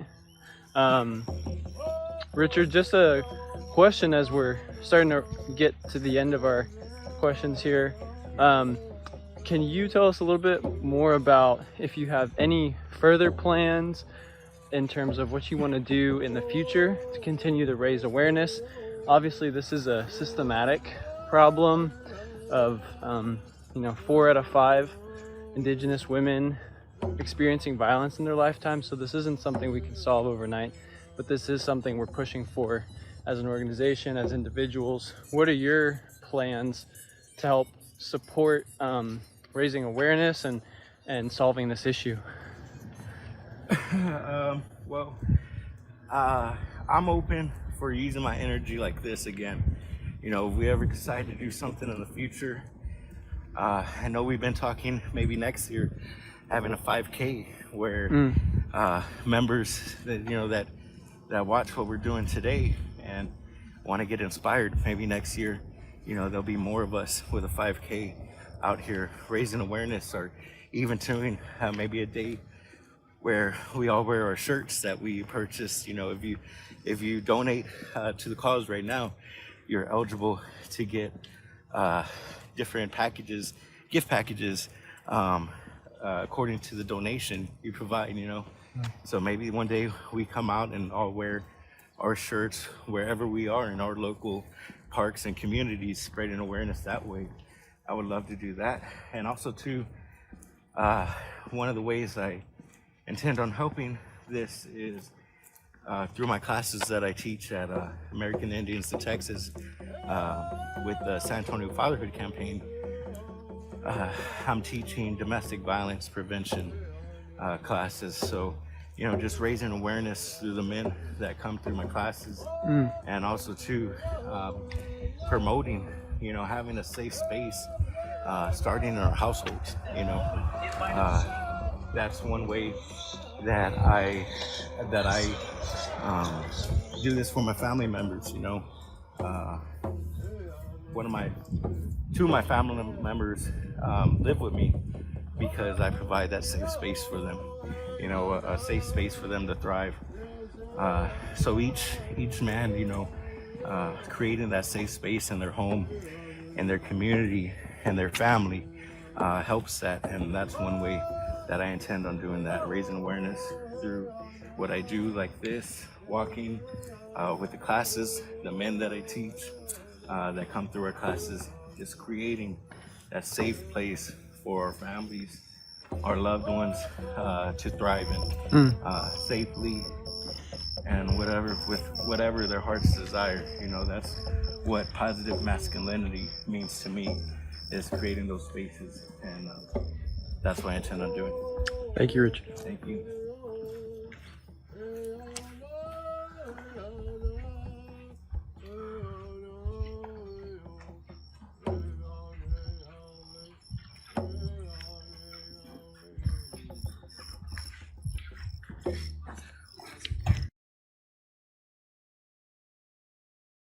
Awesome. Welcome back. Thank you so much. Richard has done a phenomenal job, you know, at this. I mean, just to see that number continue to go up and go up and go up and rise, and you see some of the struggle, but you know, you see the resilience on Richard. And so I just wanted to, you know, highlight that for folks. You know, it's an important piece. You know, this idea of resilience always continues to come up, you know, consistently within Native communities. And, you know, sometimes it's unfortunate, right? Because from what I hear all the time, right, from many Native organizers and folks, and like, at some point, we don't want to just be resilient anymore, right? Yeah. We want to thrive. We want to feel present. We want to feel like, you know, we have all of the resources that we need to feel represented, honored, sacred, right?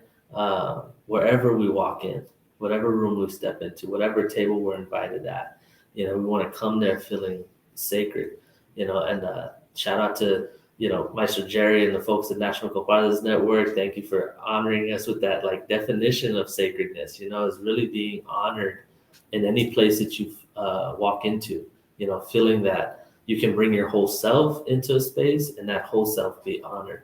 Yeah. You know, that feeling is not common amongst us as Native people. You know, it's hard to walk into a space and feel like I can walk in comfortably and my whole self be represented, you know? Yeah. And so as we bring this even information along to different communities, you know, it's hard to interact and talk to people about this issue, this epidemic of missing and murdered Indigenous women and people.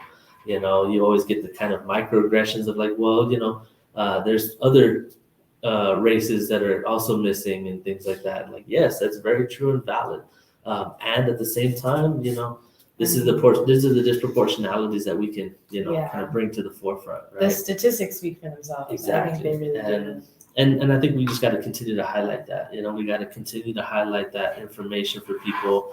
As unfortunate as it is, you know, people nowadays, especially systems, you know, always want to see numbers, show me the data, this and that. And so it's hard, even when we got to do that data collection ourselves, right? Mm-hmm. You know, but it's something that's necessary. We all have to kind of make sure that we're doing that. So definitely appreciate that. Yeah, I think it's definitely interesting, you know, when people try to move away from the issue by saying that other people are missing, because I think that, you know, people don't realize the intersectionality between all these types of violence, you know. Being both like Black and Indigenous myself, it's like, you know, when you look at the rates of missing and murdered Black women, it's like, this is the same colonization. Right. This is the same, it could be fetishization or just being impoverished, not having the security that you need, and also not having culturally relevant spaces where you feel like you can enter the space, so it's like, even if they're white, that gender violence stems from the same colonization. It stems from the same mindsets and trafficking. So, it's like, with us bringing this issue to the forefront and really highlighting what's going on, like, we are doing the work of other communities as well.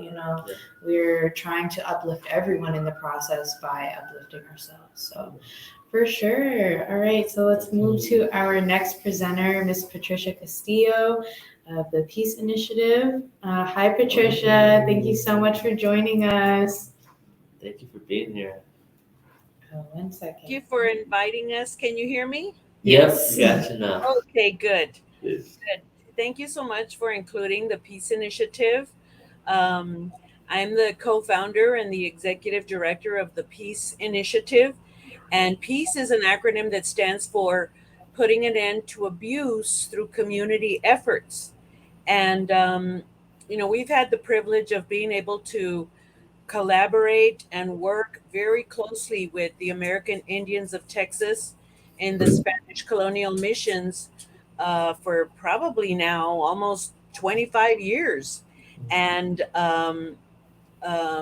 it's been a powerful privilege and experience to learn about all of these different issues that Indigenous people face in our part of the world, right? And I just, honestly, in my 43 years of working on these issues, it's really, not been a focus of mine to look at the issues of Indigenous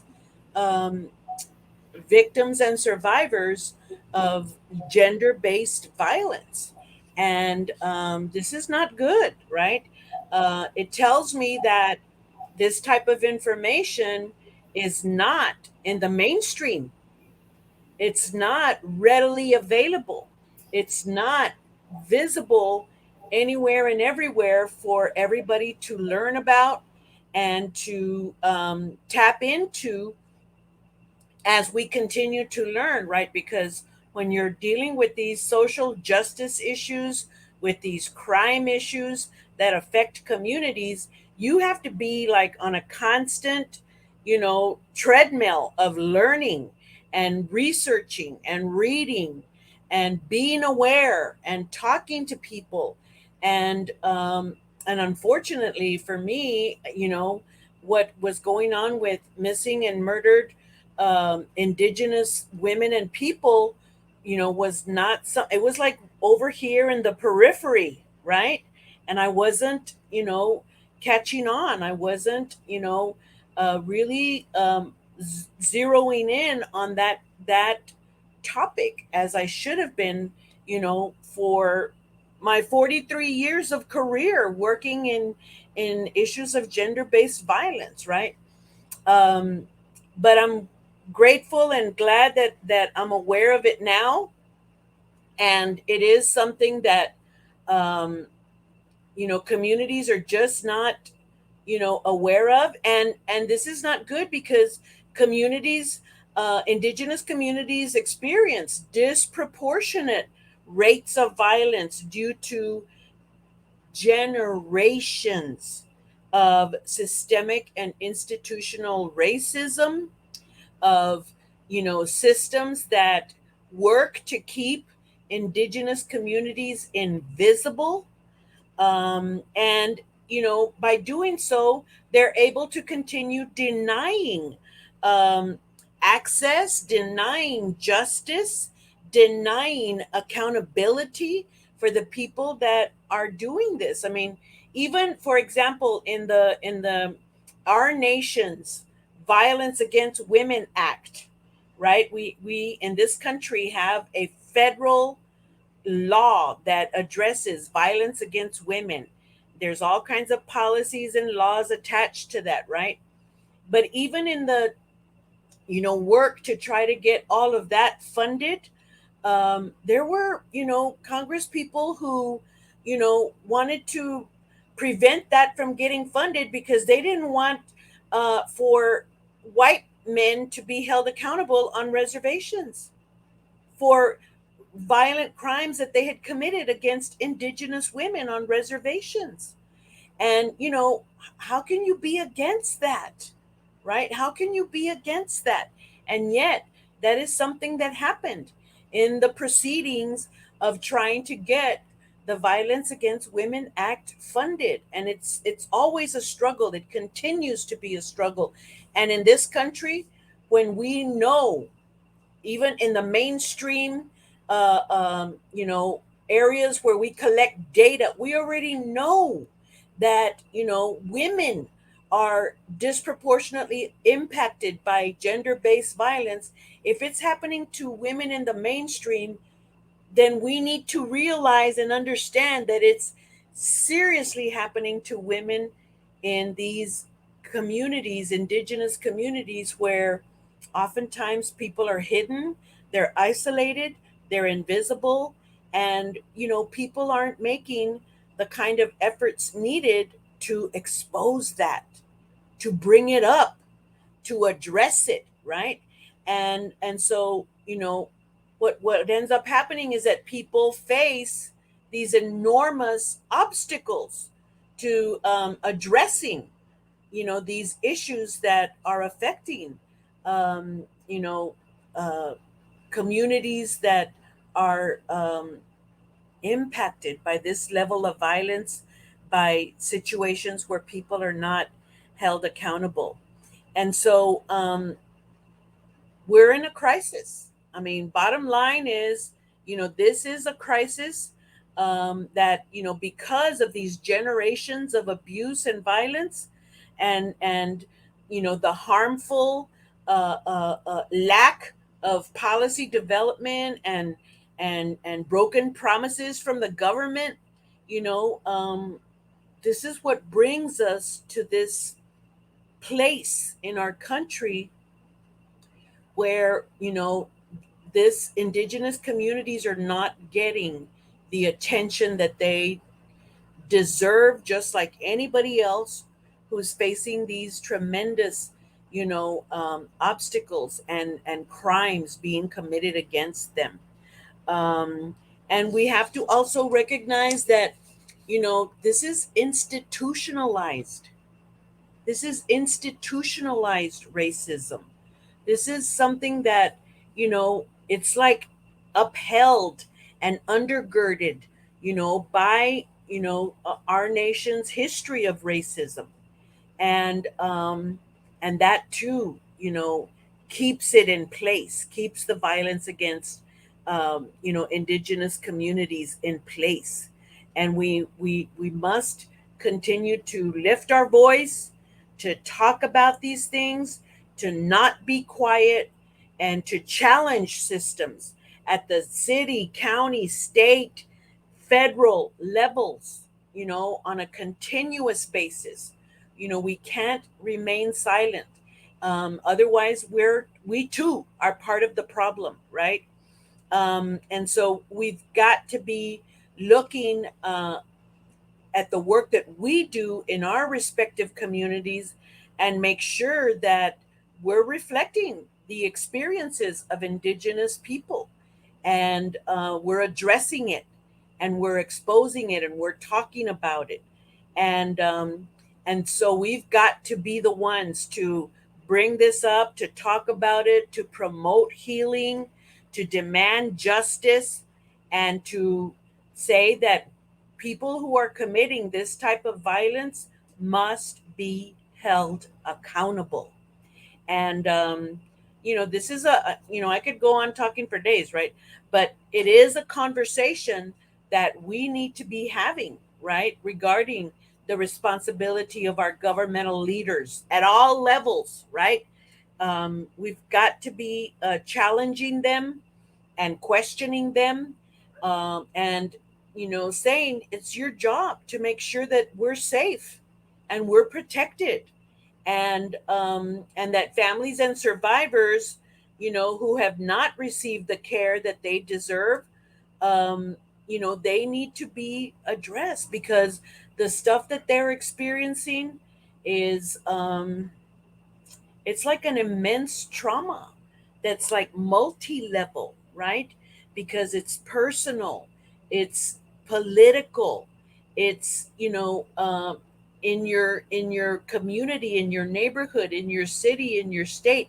You feel that sense of rejection, that sense of people not caring, that sense of invisibility, to your representatives, people that are supposed to be governing in your behalf, right? And so it's very, very valuable what we're doing here today. And people need to be very much aware of these issues and talking about them, and not letting them, remain under the radar. Absolutely not.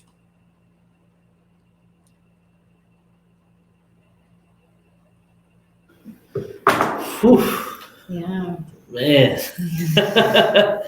Now let's thank you. Thank you Yeah, so much, thank you, Patricia. I mean, you've been an icon, in San Antonio, spearheading and leading this charge of, really advancing awareness for domestic violence in our communities across, impoverished neighborhoods, all neighborhoods, affluent neighborhoods.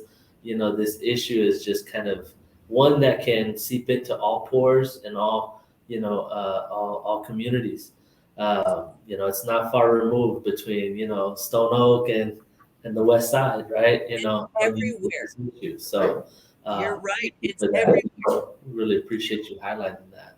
Yes, it's everywhere, and we have to keep it up. So, everybody out there, do like I do. Speak up. Use your voice. It's a God given voice. Our Creator made us, with our brain and our eyes and our heart and our ability to speak and communicate. We've got to, speak up and not let this stuff slide and, go by the wayside. It's too important. Too many families are being hurt and destroyed, and this cannot continue. We cannot continue to let, it's, women are being massacred, and that's not acceptable. And we must demand change and accountability. So thank you so much for inviting me on.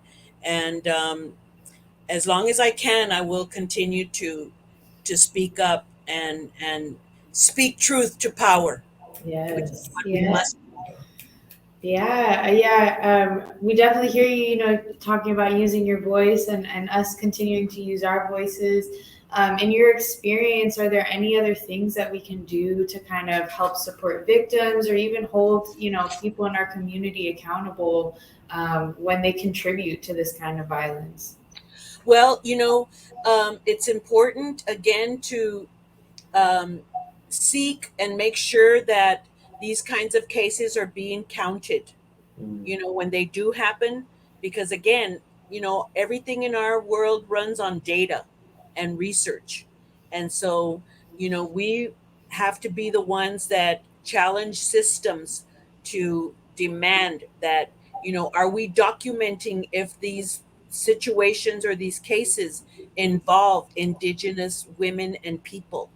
And then we must be documenting that, because I guarantee you, of all the murders that have happened in San Antonio and Bexar County, there are Indigenous women and people in those numbers, but nobody is documenting it. Yeah, And so, we've done our work to try to do that. And let me tell you how exactly hard that is. Even looking in news articles, looking for everything. What we had to do is we had to look into social media, as yeah, horrible as that sounds. We only were able to find just but maybe two identified incidences through the news or through news media outlets, and that's only through articles. There's no video clips. There's no night beat news that showcases this issue or even a situation of a Native American person. even, highlighting this kind of a traumatic experience. We had to look to social media. I had an intern comb through Facebook, groups, right, and pages, of missing and people, Yes. in general, and have to like siphon through, Yes.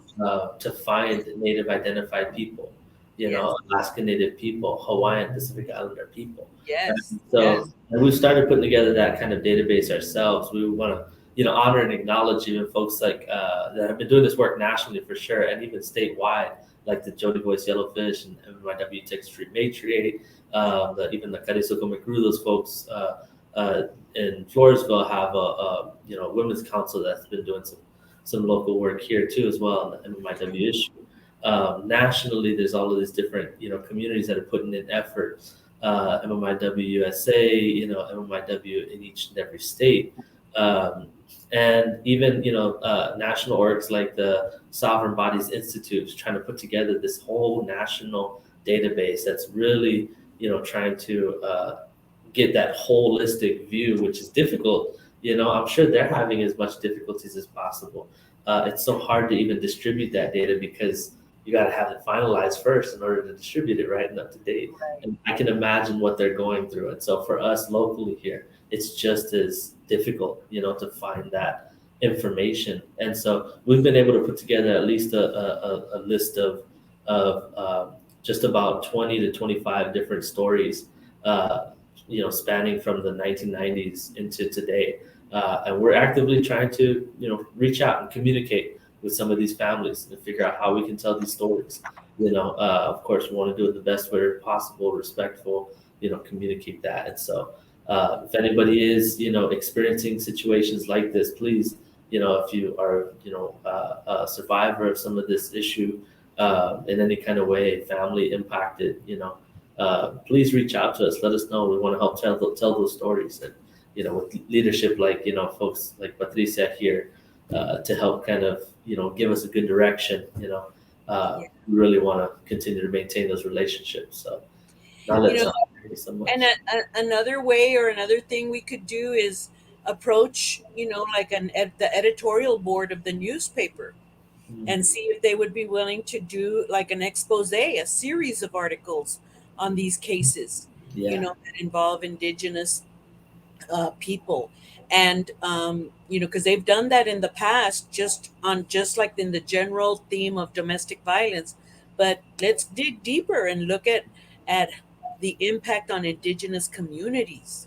That might be another thing that we could do too, to create some of that awareness and some of that conversation going between people about this issue, because I guarantee you there's going to be people out there that are going to go, wow, I hadn't even thought about that. We hear that all the time. All the time, and so we need to figure out, be very deliberate about ways to approach entities that are in podcasts, like we're doing here today, but with different groups, right? Yeah. And to help get the word out about this. And then we've got to, make sure that there's people looking at, for example, if there's like cold cases, of Indigenous members of our community, and some of these cases that might be cold cases, and we can't let them go by the wayside, like who did it? I don't know, and just dismiss it and, leave it unsolved. No, let's justice.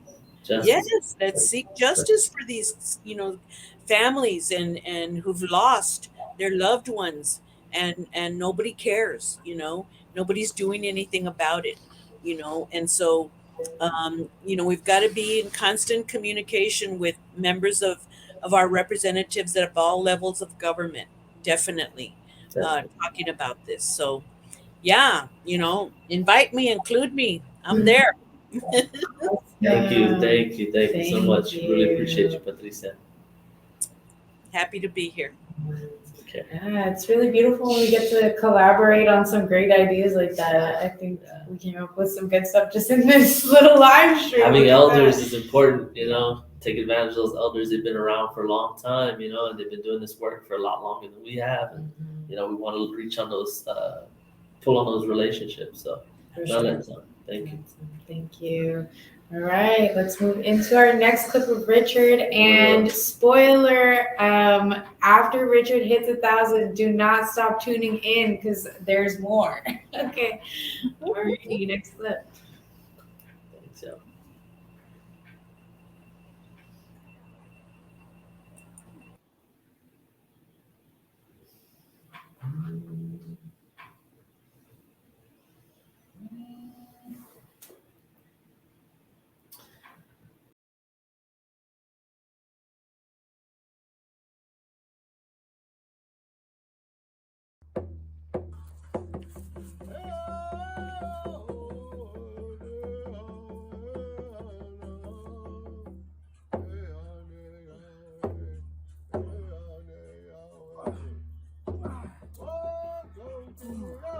Congratulations, Richard. How's it feel? Oh man, it feels good. I'm lying a little bit. I'm tired. It hurts, but it feels good. It feels good to reach my goal. You know, I gave my word, my palabra, that I would reach this goal of 1,000 to raise awareness for murdered and missing Indigenous women, and I did that, and I'm doing even more. I usually set a goal for myself, hoping to exceed it, and that's what I'm doing right now. I'm exceeding it. I'm extending that awareness. So I don't know how many push-ups I'll end up doing total. I know it is already more than 1,000. Thank you all for joining me on this journey. It's not over yet. There's still work to do. But with this journey together, you know, all of us doing a little bit at a time will make that work easier and make that impact larger. Yeah, thank y'all for being here with me. Love it.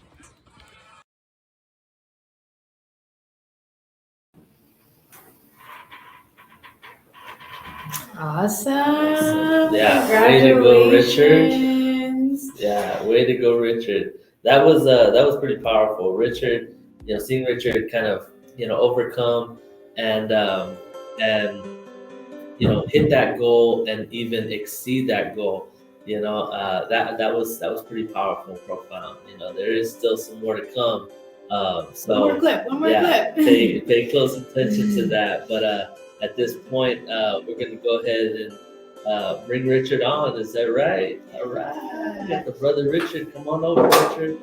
Come join us. Hi, Richard. Yo, yo, yo. Yeah, congratulations on 1,040 push-ups so far. Yeah, I mean, it's really amazing. Tell us a little bit about, you know, like this goal and just how it helped you. Yeah, man. All right. First off, let me say thank you to everybody that's tuning in, everybody that has helped out and contributed to, you know, the discussion. Right now, what we're doing here today is just bringing up this discussion. You know, this time right here, we're not meant to solve the problem. You know, we're just bringing up the discussion. You know, it's a tough discussion to have, but it has to be done. You know, so thank you all for tuning in. It's been amazing. It's been truly amazing. You know, to do this. You know, last time I went for a goal of 1,000 push-ups was 8 years ago. You know, so to jump back in it and to say I'm going to do it again, it was crazy. You know, I thought to myself, like, what are you doing? You know, and I originally wanted to do this last year. But I ended up doing it for my 40th birthday. So my birthday's tomorrow, and it was supposed to happen this time last year, but I had an injury, and I knew I was working up to it, to you know, getting healthy from that injury. I had to step back from doing some of the things that I was doing to let my body heal, but it healed. And I wanted also to make sure to tie it to something that was going to make sure that I do this, you know. Because after the injury came along and my birthday passed, I was like, oh, it could have just easily fallen apart. So, connecting to something as important to murdered and missing Indigenous women helped me to make sure that I made this goal for myself, as well as to bring the awareness. So yeah, it was 8 years ago that I attempted it. 8 years ago, I did 1,333. So this time, I'm not going to spoil it, but let's see if I get to that same number. Right now, just hitting 1,000. At 40 years old, having to learn how to walk at 27. It's huge. It's huge. I don't take for granted the mobility that I have today. So this was definitely an amazing goal to set for myself, to set, in this part of my life where I'm at, 40th decade. I would hope to at least walk this earth for at least, 4 more decades at a minimum. And this is going to be the way that I do it.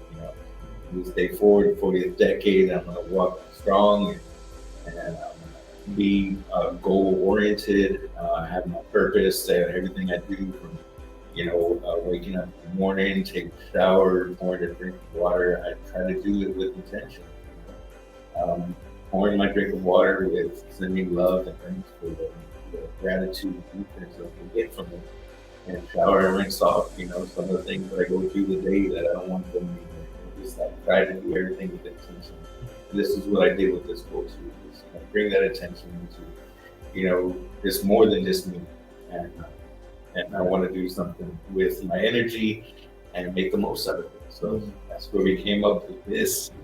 And talking with y'all and the team here at American Indians in Texas, and coming to this where we are today, we got about 30 minutes left, and $65 until our goal. Yes, we're almost there. Less than $65 to our goal of hitting that 1,000, and we're going to be able to pour that into our community. People aren't listening, resources aren't being given. And with this, we're going to be able to just give a little bit of resource. There's a little bit of light, a little bit of hope, and sometimes that's all you need is just a little bit of light, a little bit of hope to stay focused, stay high, and keep on going. So I'm grateful again to all of y'all being here. I did the push-ups. My body hasn't been quite the same since. Calluses. Yeah, Calluses. I have calluses. I have calluses from doing push-ups. I never knew you could get that. But it happened. Yeah. And I'm just grateful for here. We're all here together talking. We're all being a part of the change that we want to see. We want to see the change and protection for our people, and we're here doing something just to say how can it be done. So thank you again, Richard. Before we get into some of the last clip too, I just want to kind of ask, right, as you got to this place of hitting that 1,000 mark, what was one of the deepest driving factors for you to keep you motivated to power through that? I definitely ain't gonna do it, but more power to you. Thank you for doing that and sacrificing your body, for this cause, for these ancestors and those ones that are still out there, but for you, what was that kind of helped motivate you, keep you pushing, to get that mark? Well, thank you for your question. It's a great question, and you said it in the question. Ancestors. Mm-hmm. Our ancestors, I know our ancestors have been battling this situation for a long time. I know just recently I saw a quote where I don't remember what chief, it might have been Chief Crazy Horse, somebody was in the United States government in 1902 saying, hey, we have a problem. Our women and children, our people are coming up missing. In 1902, saying the time of the government to listen to us. We're here. We need help. And here, 2023, we're saying the same thing. We're here. We need help. Our people are going missing. Our people are being hurt. So just that was one of the biggest things. I know I owe so much to my ancestors and the people that came before me to be here today. The struggles that they had to endure. So all of that was in mind when I was thinking about it, and just caring to my community, to continue on to be strong for them. Whatever my community needs that I can do, I want to be able to do that. So it's all about being the change for me. There's too much. It's way too easy to look in this corner, that corner, any aspect of the world, and see something that we say, hey, that's messed up. I don't like that. I don't like this. I don't like that. And we could continue on just to complain. But to actually say, hey, I don't like that. What can I do to fix it? That's what I want to inspire. That's what I want to do here for myself, and also to just show my community, my family, what we can do. As we come together, you set that goal. Just go through with it. Just do it. I appreciate it. Thank you so much. Thank you to everyone in Richard's community, family, inner circle who's here today cheering him on. Lots of We donations see you. from We y'all. appreciate Love y'all. that. Yeah, and I think that support that you're getting from encouraging you, I think it just shows like what a life that I can say that, without a doubt, is like you have such a good soul. I know the ancestors are looking down on you proud, and I've seen you in the field literally yesterday, just helping people using your wisdom, your medicine, your knowledge, your experiences to like continue to bring that change and bring that positivity. So it's been really, of course, it's been awesome working with you and watching you reach this goal. So congratulations on 1,000 or more push-ups. And let's get to the next clip.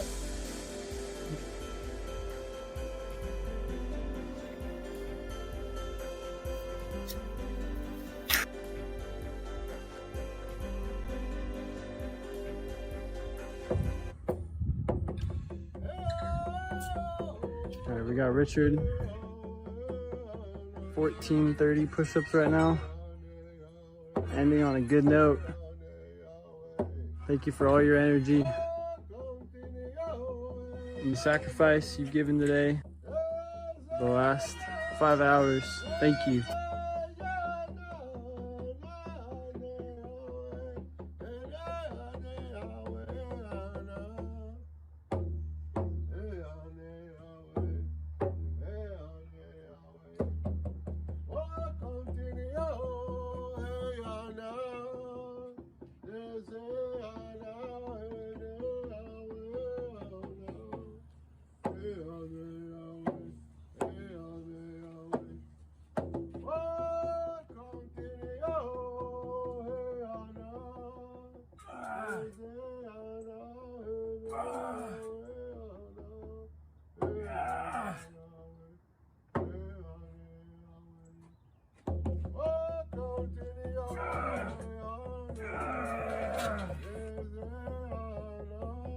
Thank you, Richard. That's 1455, baby.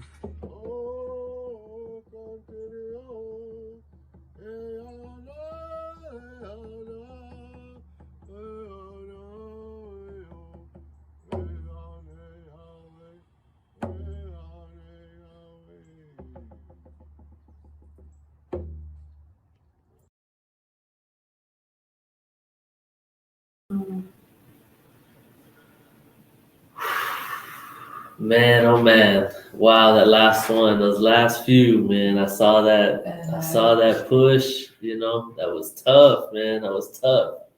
1,455. Amazing. You did that. Congratulations, Richard. Awesome. Yeah. No, man, that's a big sacrifice. It's a big sacrifice. And, I thank you for everything that you've done, for our organization, for our people, for the relatives here, for the ancestors you just spoke of that drove you to get those last few in, Oh my God. And that wasn't a few, that's 400. You were pushing. Was completely exceeded, completely exceeded. And, it's beautiful to know that you even pushed yourself beyond whatever you went through in, for the last 8 years, that, then the last time you tried this or attempted this, that, it pushed you even that much further, to kind of just, go that extra mile, that extra above and beyond, for the people, for these relatives, for these ancestors, for your family, and your own personal stories, and everything that you've been able to overcome. Thank you for your service, man. I'm sure that was difficult for you too, especially some of the stories we've had together. But thank you to other veteran communities. All of those vets that are out there, that help support this, help give, their own donations and support, to help another fellow veteran. It's just beautiful to see. We wanted to highlight this expansion of, our Indigenous community, right, in all kinds of facets. And I think we did that, in being able to operationalize not just the information that we've gathered as an organization or community, but the supports, right, that are around, these community members. We want to continue to reach out to those people, in San Antonio that identify as Native, Indigenous, continue to kind of, seek AIT out, for whatever resources we can provide. Let us be, that support system for you all, and lean on, others in our community. We're a very small, tight-knit, community here. And so we really need each other in a lot of different moments in situations like this, in other circumstances. So, now let's, Richard, thank you so much for, all your hard work. Thank you, everybody, for being here, this amazing journey for this cause. It's definitely something that we got to keep on the front line. Just thinking, what if someone in your family, our family, my family was missing, needed support, needed help, and then you're just looking and trying and asking, help me, please, please, please help me. And nobody's listening.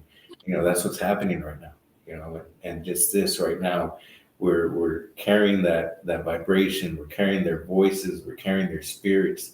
And everyone out there, one of the things that I do when the things that I hear and feel that come up and it troubles me, I don't just sit with the trouble. I send love, light, and prayers out to the people that I know are on the forefront, that are leading the battle, the people that are searching, the people that are crying, the people that are praying.